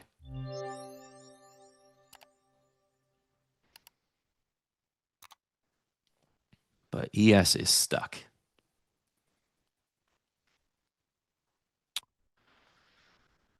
Not great.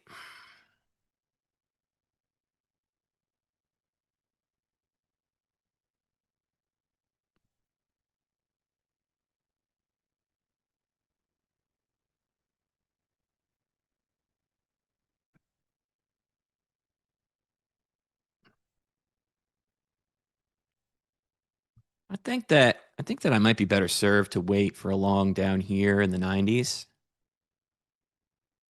If this one doesn't work out, that would be, I mean, the better spot back in the 30-second London opening range. NQ seems to really be struggling with this seller up here.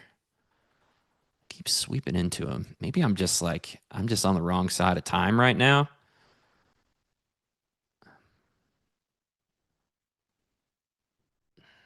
Really pushing though.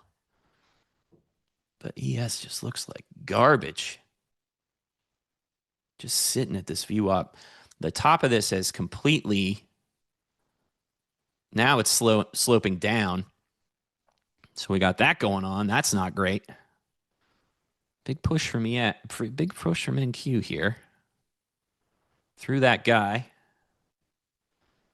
And a ton of buying at the high. So like that means that buyer is still very hungry. Now we've made a new guy here. ES not budging though. Damn. Hate to see it.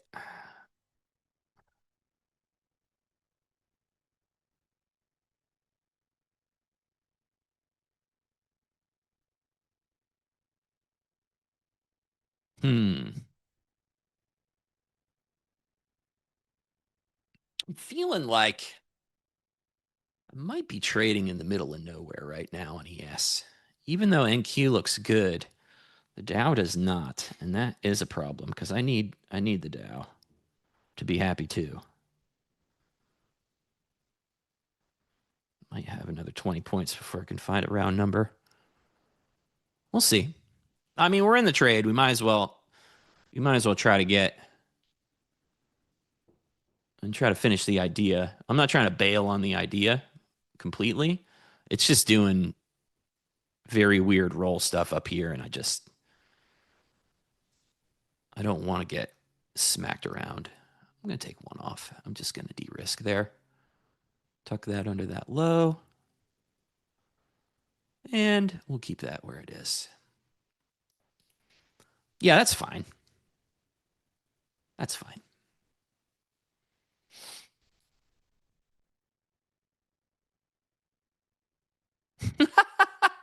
I hope, Jolin. I hope.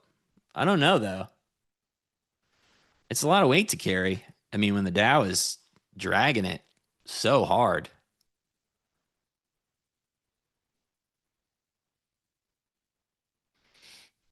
Yeah, it did not like that second visit up there to those sellers. Not one bit.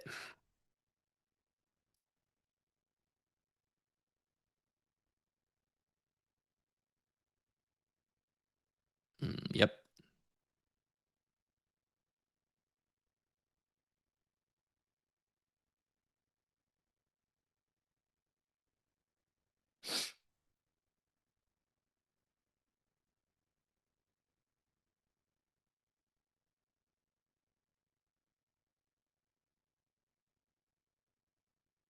That was an interesting spot. I can't believe they saved me. Got saved by a tick there. At this point, I'm probably looking to buy somewhere around like 85 if we lose this. That would be the logical ES pullback spot now for trend day continuation is the -1. So if this baby fails, I don't know what the hell they're doing down here, though. Neither do they. So, yeah. Anyways. Did you guys see my cool video that I made and put on Twitter? I'm very proud of it. This is high quality video editing that you can expect from me going forward.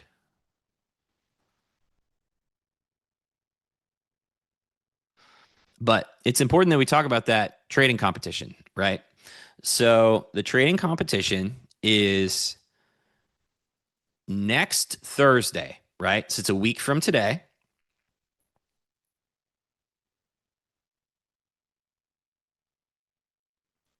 And it's a little confusing when you log in. So I'm going to walk you through how to do the login sign up for the arena battle to make sure you're in hours. Okay. So everybody take a moment. We got a couple points. We're just screwing around here. ES is just going to sit at 6,700 for the rest of the day. It's decided. I guess. I don't know. So this is what you got to do. You got to go to that link, right? Sign up or log in first, right? So if you have a NinjaTrader account, go ahead and just use your NinjaTrader username. If you don't, just make one real fast. It's not hard, you know. You guys know how to make a username. I like to play a game during football season called How Many Free Trials of Fubu Can I Get? And currently we're up to 2. Because I ain't paying $100 a month for Fubu. That's insane. I don't even watch TV, but I do need to watch the games that are on Fox. So what are you going to do? Anyways, oh, thanks, Trader Nautilus. Oh, dude, yeah, you killed it. You killed it with the ad, with the addition. Yeah, you are the real MVP. And thank you for not making me the Miz. A funny story about that. The Miz, so anybody who doesn't know, the Miz is a pro wrestler. But also the Miz had like a weird reality show. It was just called like, I don't know, like Life with the Miz or something like that. For some reason, my wife and I got really, really, really into that show during COVID. She'd probably hear me talking about it right now. She'd come back. You talking about the Miz? What the hell was that? What was that called? Something the Miz? Does anybody know what I'm talking about? Anyway. But anyways, the Miz is a dork, but he's fine. You like get to see him like be a wrestler and then also be a dad, and I don't know. It's whatever. No, it's not our fault what we watched during COVID as parents. Everybody gets a pass.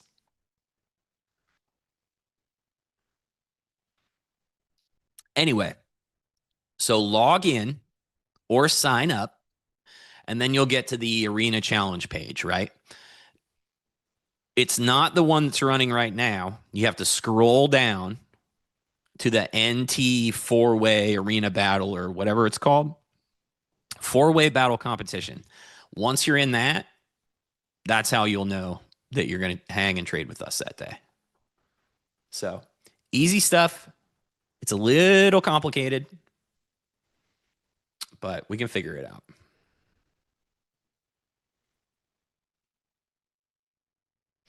Okay. Woo. Okay. Now that we got out of that decision moment, let's get back and talk to the chat, and I'll see if you have any questions that I missed here. Good morning, Lido. Good morning. I want to say hi to everybody for sure. That's my favorite part. Nice. We had a reset there. That's good. Okay. Quotes. This guy. All right. Let's see what happens when we get up here.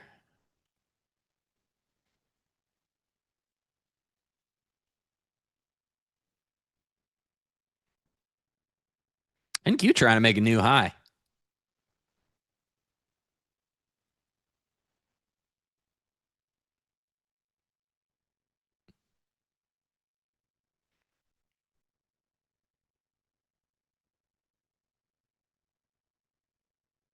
We'll see.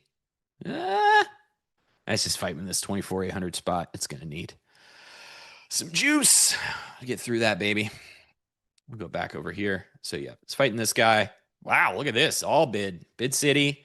And, yep, that's a new high. Cool. Okay. All right, and now we're back in the +1. Fun. Okay, we're looking at this ledge. So keep an eye on that guy. Because that was a grouchy person earlier. So we'll see. I'm gonna take my 10 points off there. That's good. 10 points is a good trade. This is a big range today.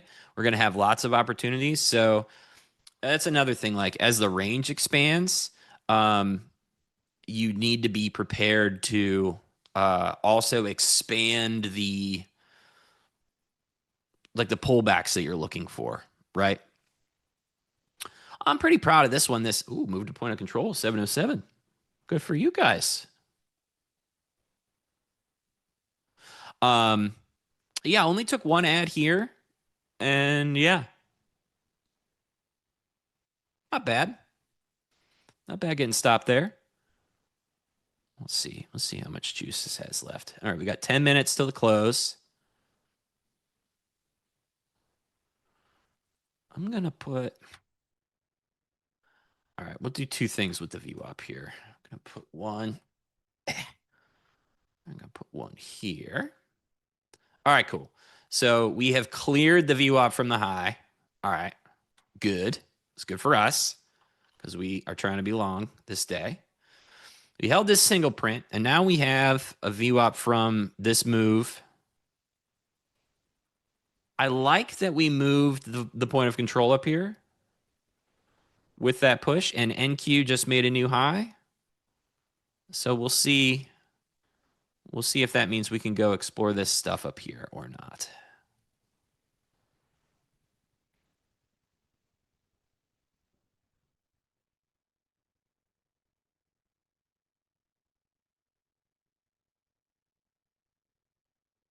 Or it's just going to turn into a balance day. I don't know. Because we need to get continuation through that. And like I say, it flattened out. Like that thing is a flat top right now. That ain't good. That ain't good for us.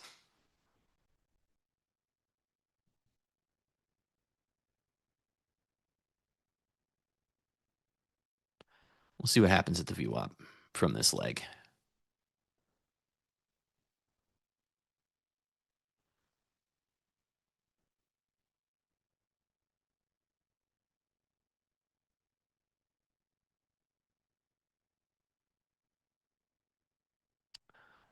And we wait and we see.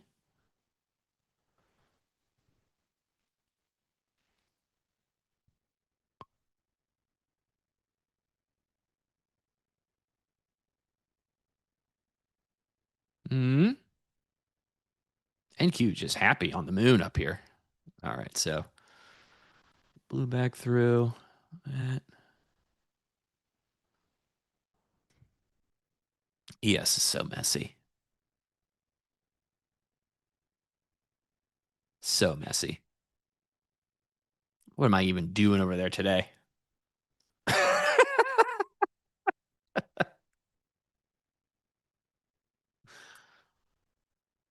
Yes, like that friend that just loves drama. So messy. I think now I'm definitely waiting until the 90s to buy this thing. It was a pretty annoying rejection up there at 08. So my rules just had me. I don't have another. I can't take a shot here. It could go up from here, but there's no way for me to know. 5 minutes till the close.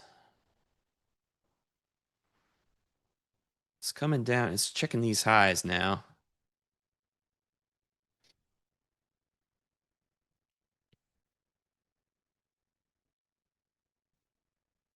Yeah, we'll see.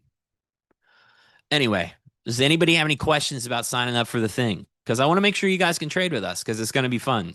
We're doing the whole day, all four of us. So that's going to be crazy. How? I mean, we just started doing the podcast with 4 people, and it's really funny. It's a cool dynamic just to see like how do you figure out when to talk when. It might be easier with us to do it on stream because we can actually see each other. But yeah, in the podcast, you just have to kind of guess when other people are talking and when they're not. So yeah, it's pretty funny.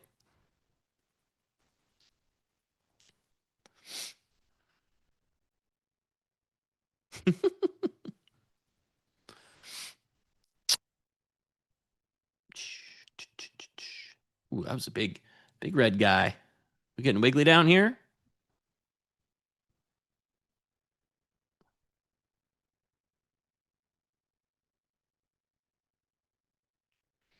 Somebody trying to roll? Somebody trying to do wiggly stuff? Man, NQ's so happy. It's like, it's just above its IB high. Just doing whatever it wants. SenQ's world. We're just living in it right now over there. My goodness. Like, look at that. Look at this guy.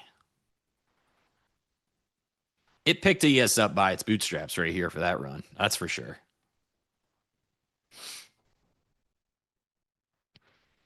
And now that VWAP from that leg has flattened out. So that's not, it's not the most trendy sign.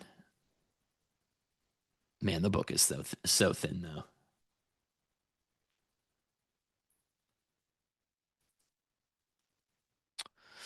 Okay. Good morning, Lido. Oh, Josh blew your account. Well, there's always next time. You don't, yeah. As when range, if anybody got hurt today, number one, find a way to learn something from it without punishing yourself, right? I've done it. I've done it plenty of times. I've turned a red day. I've turned a green day into a red day. I've turned a green day into a blown account day. You know, it's not glamorous. It's not super fun, but it happens. You got to find something to learn from it. One thing that I learned, there's the point of control move again. One thing that I learned a long time ago is, you know, just about that range expansion stuff and expectation. Because when you're used to the way that my mind works with this stuff, right, is I'm watching this, I'm coming up with patterns, I'm coming up with, you know, pattern recognition tools, right? And if you're doing that and the days are all relatively the same, you're going to fall into, I think it's human nature, like we want to fall into a rhythm. So you're going to find a groove. It's definitely my nature to want to fall into a rhythm. I love a habit. I'll do anything over and over again. As you lull yourself into a groove, like we had Monday, Tuesday, that was just like grindy, slow range, price is stuck, nothing's moving. And then all of a sudden we have, you know, a big news event day yesterday. I'm going to try to see this come down here again.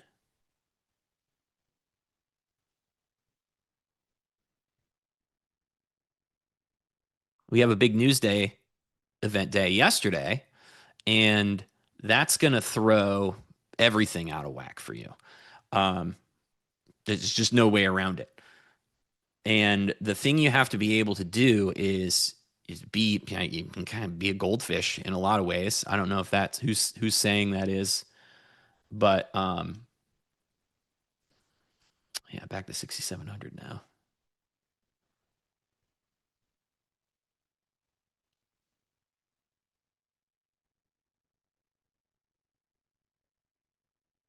Definitely plenty of people getting filled down there. So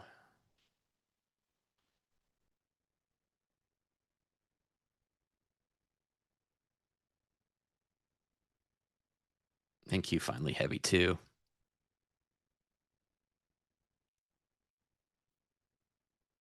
But yeah, you want to be a goldfish. It's not easy to do, but the more practice you have at it, the better you're going to get.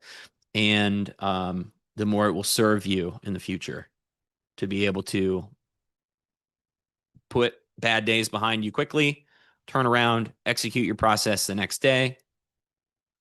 It truly is one of the greatest feelings in the world when you're able to properly do that. I say that from experience because I have had so many bad days that I've needed to recover from both mentally and physically. You know, like you get to the end of the day, you're like, number one, I spent way too long at the chart.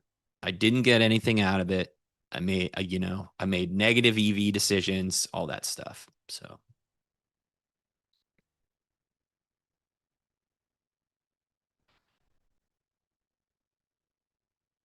Oh yeah, hey Fractal. So Firmament, yeah, Kane's gonna be on the podcast for sure. We weren't able to figure it out this week, but we'll get him on there. Don't worry. Don't worry. I've got Kane's phone number. We'll get him on.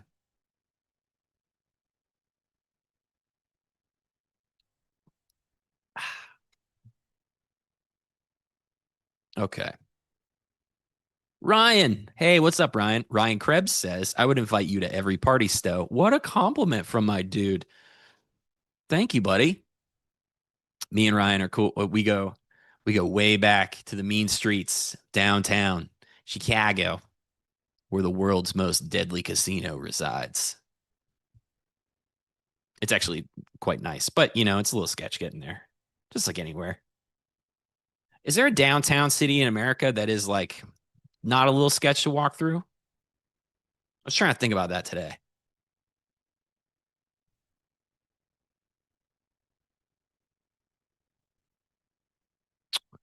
All right. Jerry asks, sorry, I'm going way back through questions. So Jerry says, are the red and blue bars on the right level 2 data for NT? No, you don't need level 2 data to get the delta volume profile stuff to work.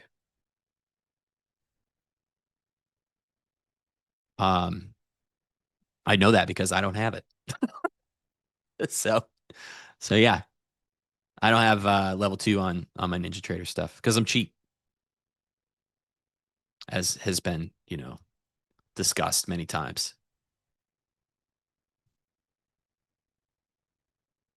Okay, I answered that, John. 1. Czar Trader. Dude, Czar Trader has a good point. Sometimes I find it hard to take a day off trading, but after this fantastic week, tempted to call it an early weekend since burnout is tough. There's literally nothing wrong with that. Like, you only have so many spoons. You only have so much mental capital, man. Like, if you made your nut, get out. Get out. That's the benefit of being a retail trader. You don't have to sit here. You don't have to do this stuff. All right, higher high here, and I feel good about this bounce. Now or never, baby. Well, just kidding. Not now or never. You can do it later too. Sorry. Sometimes I say ridiculous stuff like that. I'm like, wait, that's not true. That's not now or never. 708 guy. Not happy.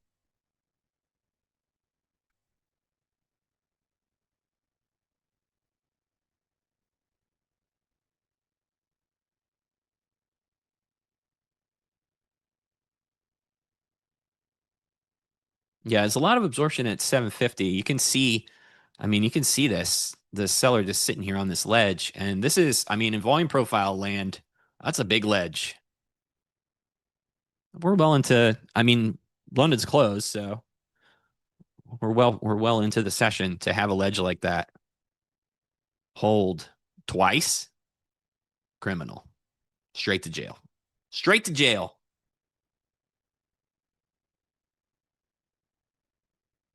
Bid's not backing off down here, though, like it did the last time.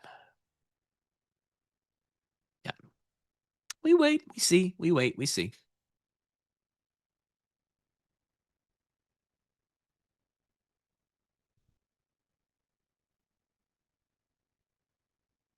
Econ share. Hey, Sto, what is your current standard deviations on the anchored VWAP?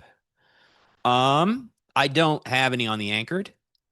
I'm using +1 and +2, -1, -2 on the RTH. So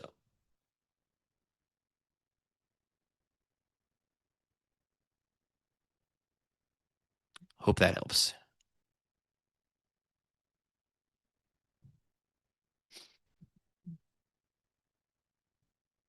Yeah, definitely.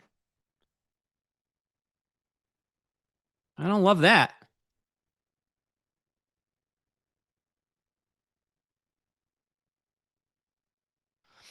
Lull me to sleep a little bit up here. It's like it's not trendy enough for me to get in here.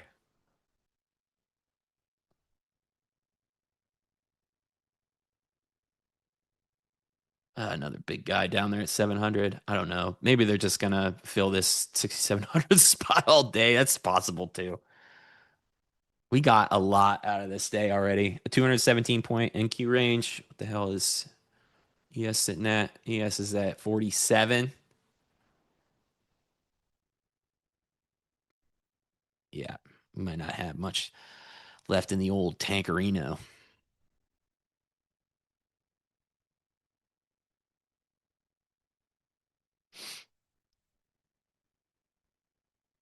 We'll see.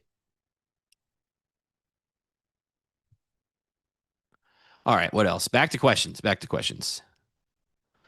MA says, Stowe, do you like buying old swing highs or selling old swing lows when we come back to test them? I do. Yeah, I do something like that to come up with levels. I mean, it's good. It's good to see. It depends on what time frame. I don't really look at anything bigger or like smaller than a 30-minute time frame for ideas like that. But a lot of this balance area stuff, this is all based on swing highs and lows. So as we're coming into stuff, I do watch it. I mean, this isn't a great example because it's in Giga Trend right now. But this is another thing to look at. So, we're back in so this right here, purple guy, we are back firmly in the monthly +1, +2. So that is super trend. And we are now bigly in to the +1 and +2 of the weekly standard deviation band. And we have left the top of this balance area at 66.88. So we are breaking out of this. We are making new nodes up here. Might take a while. It's not going to be easy. Because if it was easy, everybody would, a caveman would do it.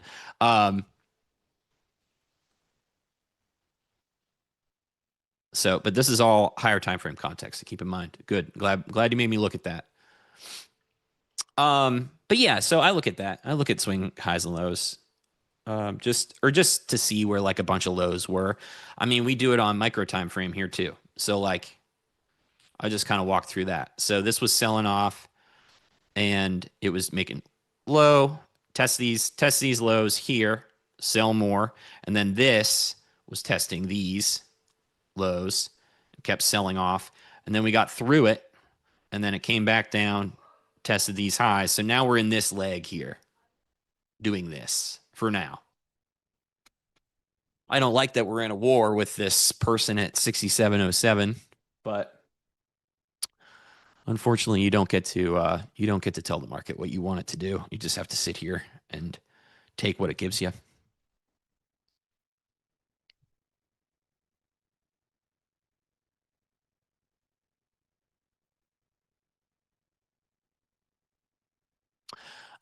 Pinch and pennies. I don't think there's any news left today. But today there are gonna be like, we are in roll week, so there is gonna be weird sweeps that hit the book, and move price around a lot. You'll see the candles get weird, or if you have a depth of market up, you'll see it, populate stuff a little differently depending on your millisecond refresh rates.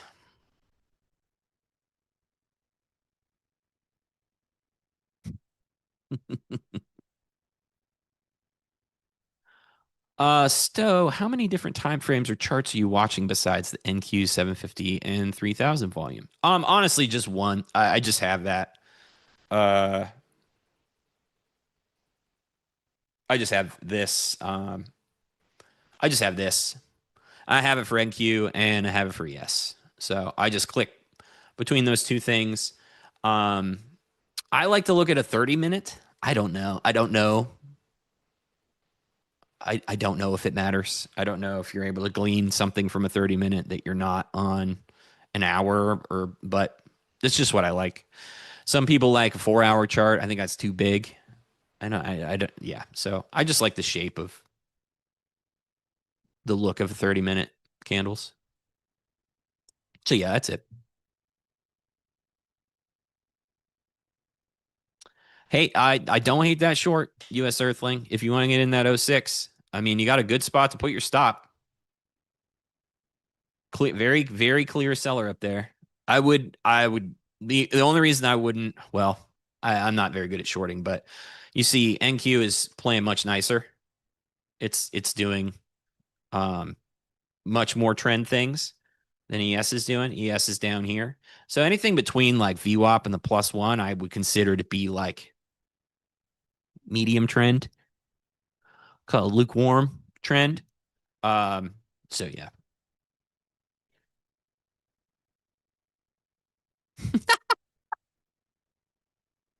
I am a bit more of a Marvin's Gardens guy. That's true. Mark S knows me a little too well. I think you all do, actually. Been way too much of myself on this show.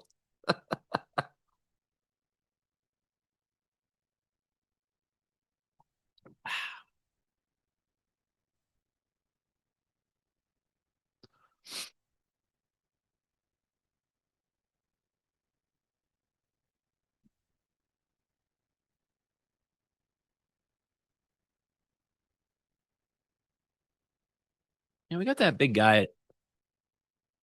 And the 6,700 order is still down there. I don't know.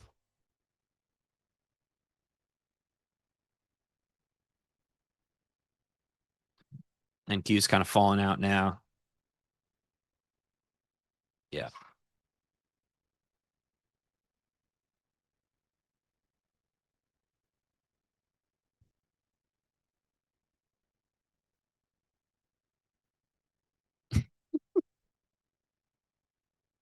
I like these Monopoly references.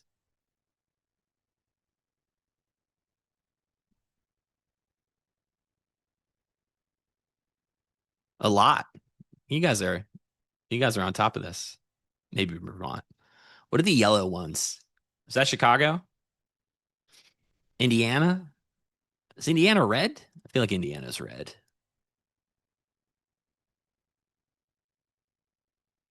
Hey, yeah, nice short of those 6. Good spot.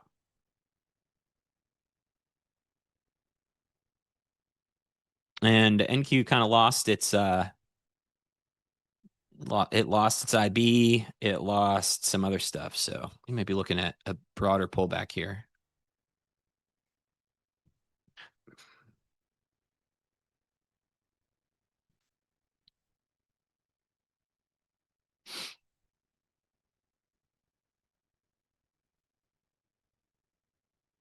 Eh, we'll see. His name was Robert Paulson. Hi, buddy. Robert Paulson asks, Stowe, in your experience, broadly speaking, does a level either high or low have to be taken out before the move happens? Maybe now as an example. Thanks. I don't no. I don't think anything has to happen ever. Anytime I get that thought in my mind, like this has to happen, this has to happen, or this has to happen, I'm always wrong, number one. And number two, it puts blinders on all other aspects of my trading when I think like that. So I just really try to not do that in general. But I mean, if this happens, then this. If this happens, then this. So it is like you are trying to narrate what's going on the whole time. So I can see. Oh, we got this ledge sitting here too. So when people say that, when people are like, okay, this level gets taken out, then this happens, like I understand what they're talking about. It's just not something that is good for me specifically because that sets my process into like a negative place. So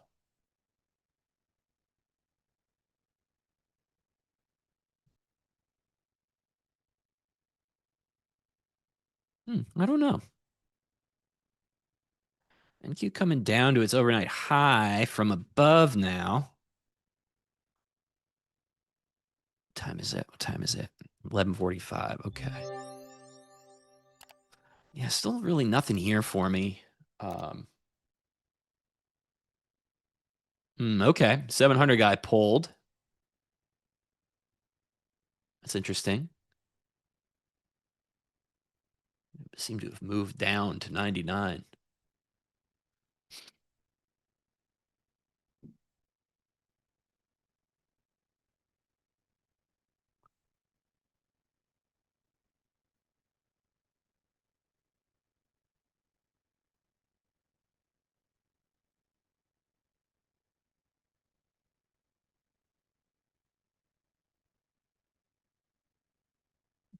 6,700 again. Did not fill that 99 guy.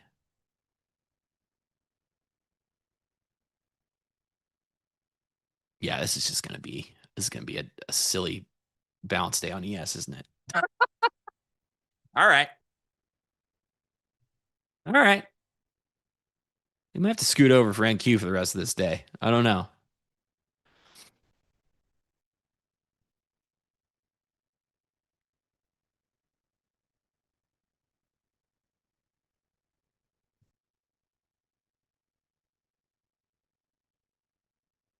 There's the overnight high again. I still would really like to see that overnight high taken on ES, but it is far away. We got close. But this isn't horseshoes, unfortunately. I wish it was. I wish you got paid for close calls, but you don't. You only get paid for good decisions and proper risk management.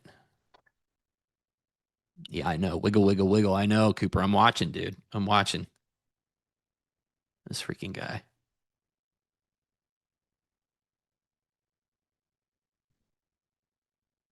Yeah. Hey, Mal, what's up? I will call you Mal. How much does news affect your trading session? Do you pay attention to it a lot or try to avoid it?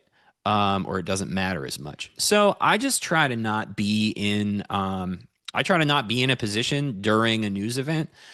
I don't have the slightest clue, and everybody everybody could tell you that like I'm the last person that's gonna know what news is what and what anything means. I just have it on my screen that, this news is coming out at 9. This news is coming out at 8:30. This news is coming out at 9:45. This one's coming out at 10. And yeah, I just I just stay out of the way so I don't get banged around. But other than that, no, it doesn't affect me. Other than just, I just don't trade during them.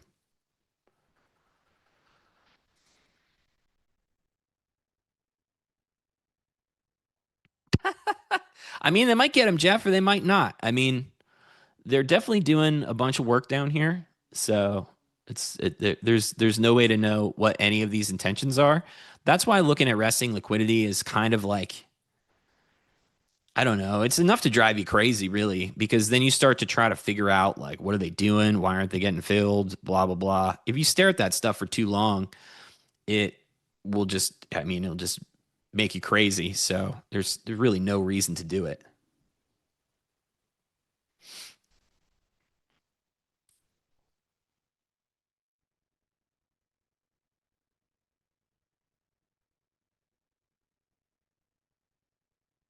I mean, they definitely they've stacked the offer now. It's very thick over there. And so we're in this leg now. We're pulled back to about the middle of it. This is a big passive seller now that's followed this down. So I'm just trying to watch.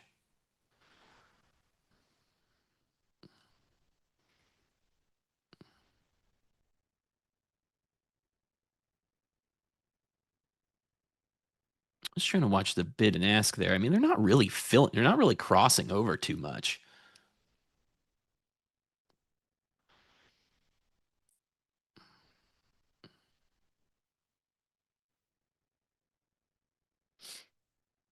There you go. Now they got filled.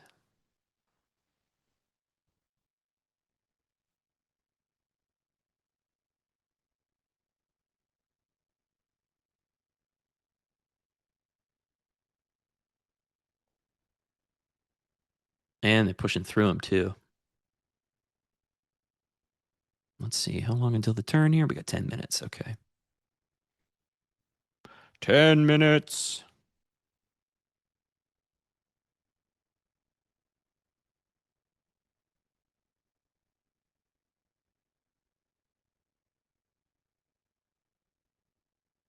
I'm still thinking those 90s look good. That's probably what I'll do.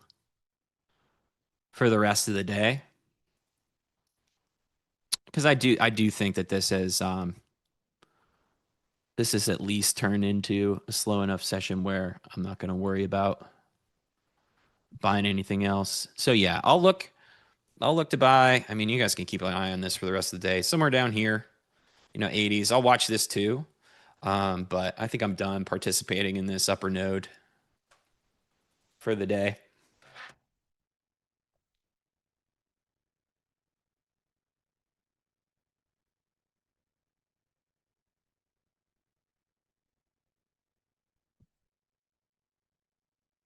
As it pushes down, yeah.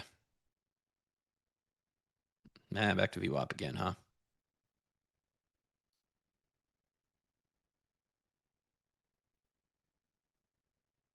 Yikes.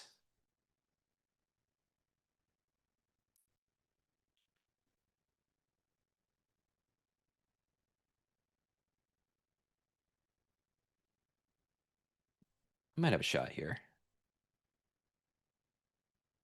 Couple minutes left. Oh, okay. Filled the single.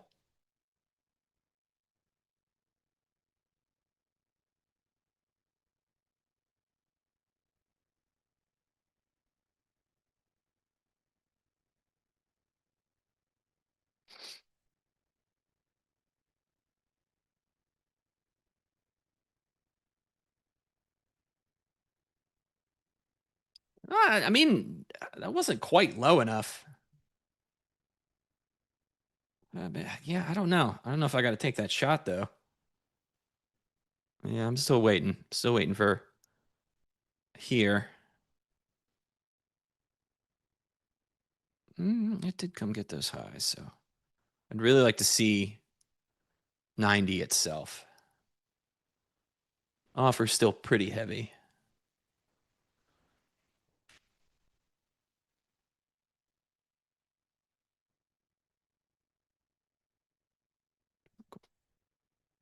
Heard, Kevin. Thank you. NQ still holding its single print. All right, hit the OR high.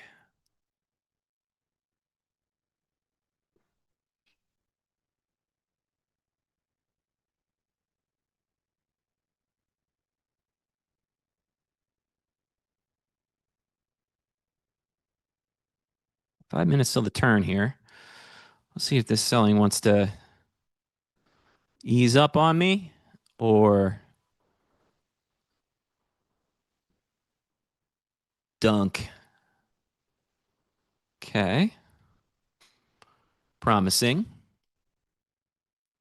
Okay, now we're testing these lows. Whoever asked me about that, don't remember, but yes, I do look at that. So we lost these lows, right? We also came back, tested these highs finally. So like this entire thing got retraced. Now we're here.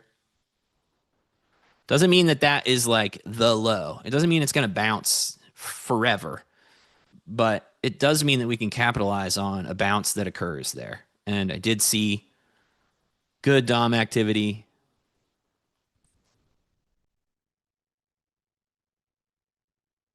And NQ also hit its RTH VWAP right there, which it hadn't been able to get back to yet. It still hasn't touched it's 24 like all day.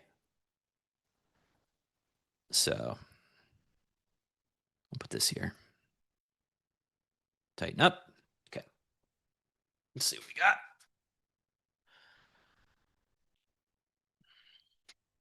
NQ needs back above this 750 spot. So no surprise. We're struggling a little bit to get back through this. Nasty. That sucks. Oh. Rats.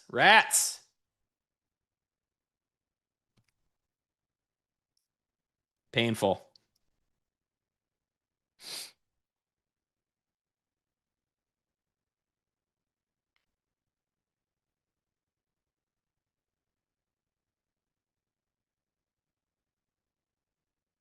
What we got? Maybe one more try. I tightened my stop on it. All right. I'm back. How you doing, brother? Hey, Jim. What's up, homie? I had a mic malfunction.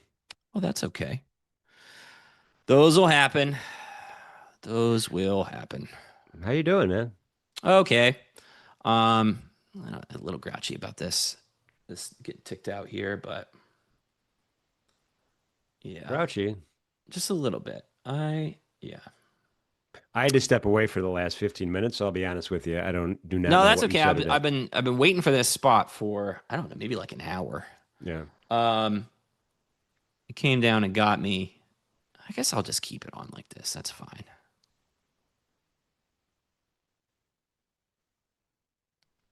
Yeah, I don't know. This is I mean, anything could be going down right now. It's it I haven't been able to get much of a read on the tape at all, which, surprise, it's roll week. It's going to be harder to read. So Yeah. even though I know that, though, I still have the expectation of like I should be able to see what what I want to see. I don't know. That's probably a bad habit speaking. Yeah, but these September rollovers and OPEX and FOMC it's always a big meeting in September. Yeah. They cause a lot of, and I use the word slop, a lot of sloppy price action. Yes. It's very so a lot of the things I look at are like, is the offer stacking? Is the offer pulling? Is the bid stacking? Is the bid pulling? I look at pull stack quite a bit, just to view just the gauge of like that moment. All right, we got Phil. Great. So second try was the winner today. But yeah, they're like, it'll stack and I'll see the offer stack go up to like 1,200, and then I'll be like, oh, okay. And I look over and I look back and then it's 300. And I'm like, oh. So maybe this isn't the world's most accurate way to be looking at this today. Yeah, I mean, But that's okay. We're good. I'm just looking at the SEPD's spread between in the E-mini, and we're still, I mean, it's 40, almost 60 handles apart. We Oh, still have wow. 165,000 traded in SEP, only 877,000 traded in December. So the pace of the roll is a little bit different than it usually is. Okay. And you're going to see some last minute shenanigans for sure. Yeah. Oh, I can't wait. That's my favorite, to watch that on Friday. Yeah, that's fun. I always run back to the desk for 4:00 on quarterly expiration, because that's just fun. Yeah. Fireworks. I get XYZ tomorrow. I get XYZ tomorrow trading live in the morning. Nice. That's cool. Yeah. Is it XY and Leo? I think, well, we're starting with PAX, I think. I haven't seen the final schedule yet, but I thought XY say he was coming after PAX. Okay. I don't know about cool. I don't know about Leo. Maybe Leo too. Maybe you and Leo are this afternoon though, right? Yes. Yeah. All right. Yep. I will be back.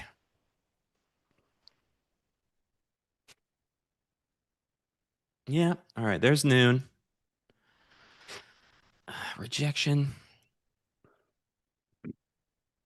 Again from that 96 spot. Yeah. So this spot sucks now. We need to get back above that. And that stop is not moving up, it looks like. No, I mean, I moved it up. I mean, I'll put it here, but moving it up is what cost me the expense of those two lots there. But Okay, that's fair enough. I get it. I don't know. It's a little too wiggly today. I got the core off, so I'm not as freaked out about it. Yeah. I'm really trying to get to the other side. I want to see the overnight high go. So Yeah. I'll just put this up here and we'll see how long we can survive. Yeah. I gotcha. All right, cool. All right, man. Well, I am rooting for you, brother. I'm keeping my fingers crossed. I'm going to upload that rubber ducky video for you. Oh, thanks. Yes, please. I'll do it in my Twitter feed so everybody could see it. It's the craziest thing you've ever seen. All right, perfect. Sounds good. Thank All you, right, Jim. man. Well, listen, thank you. Appreciate everybody being in the audience today, in the chat, watching us wherever you're watching it. Thank you for the thumbs up. Thank you for the subscriptions. Thank you for helping each other out. and being part of this great community. And most importantly, almost most importantly, I would call it a tie in terms of importance. Thank you, Stowe, for laying it on the line today, man. I appreciate you. No problem, my friend. All right, all right. Well, we'll be back this afternoon. Me, Shy, 2:30, and then we're going to have Stowe is coming back doing double duty with Leo trading the close. Looking forward to that. It should be a lot of fun. So hopefully we'll see everybody there. Yes, sir. All right. Thanks, guys. See you in a bit.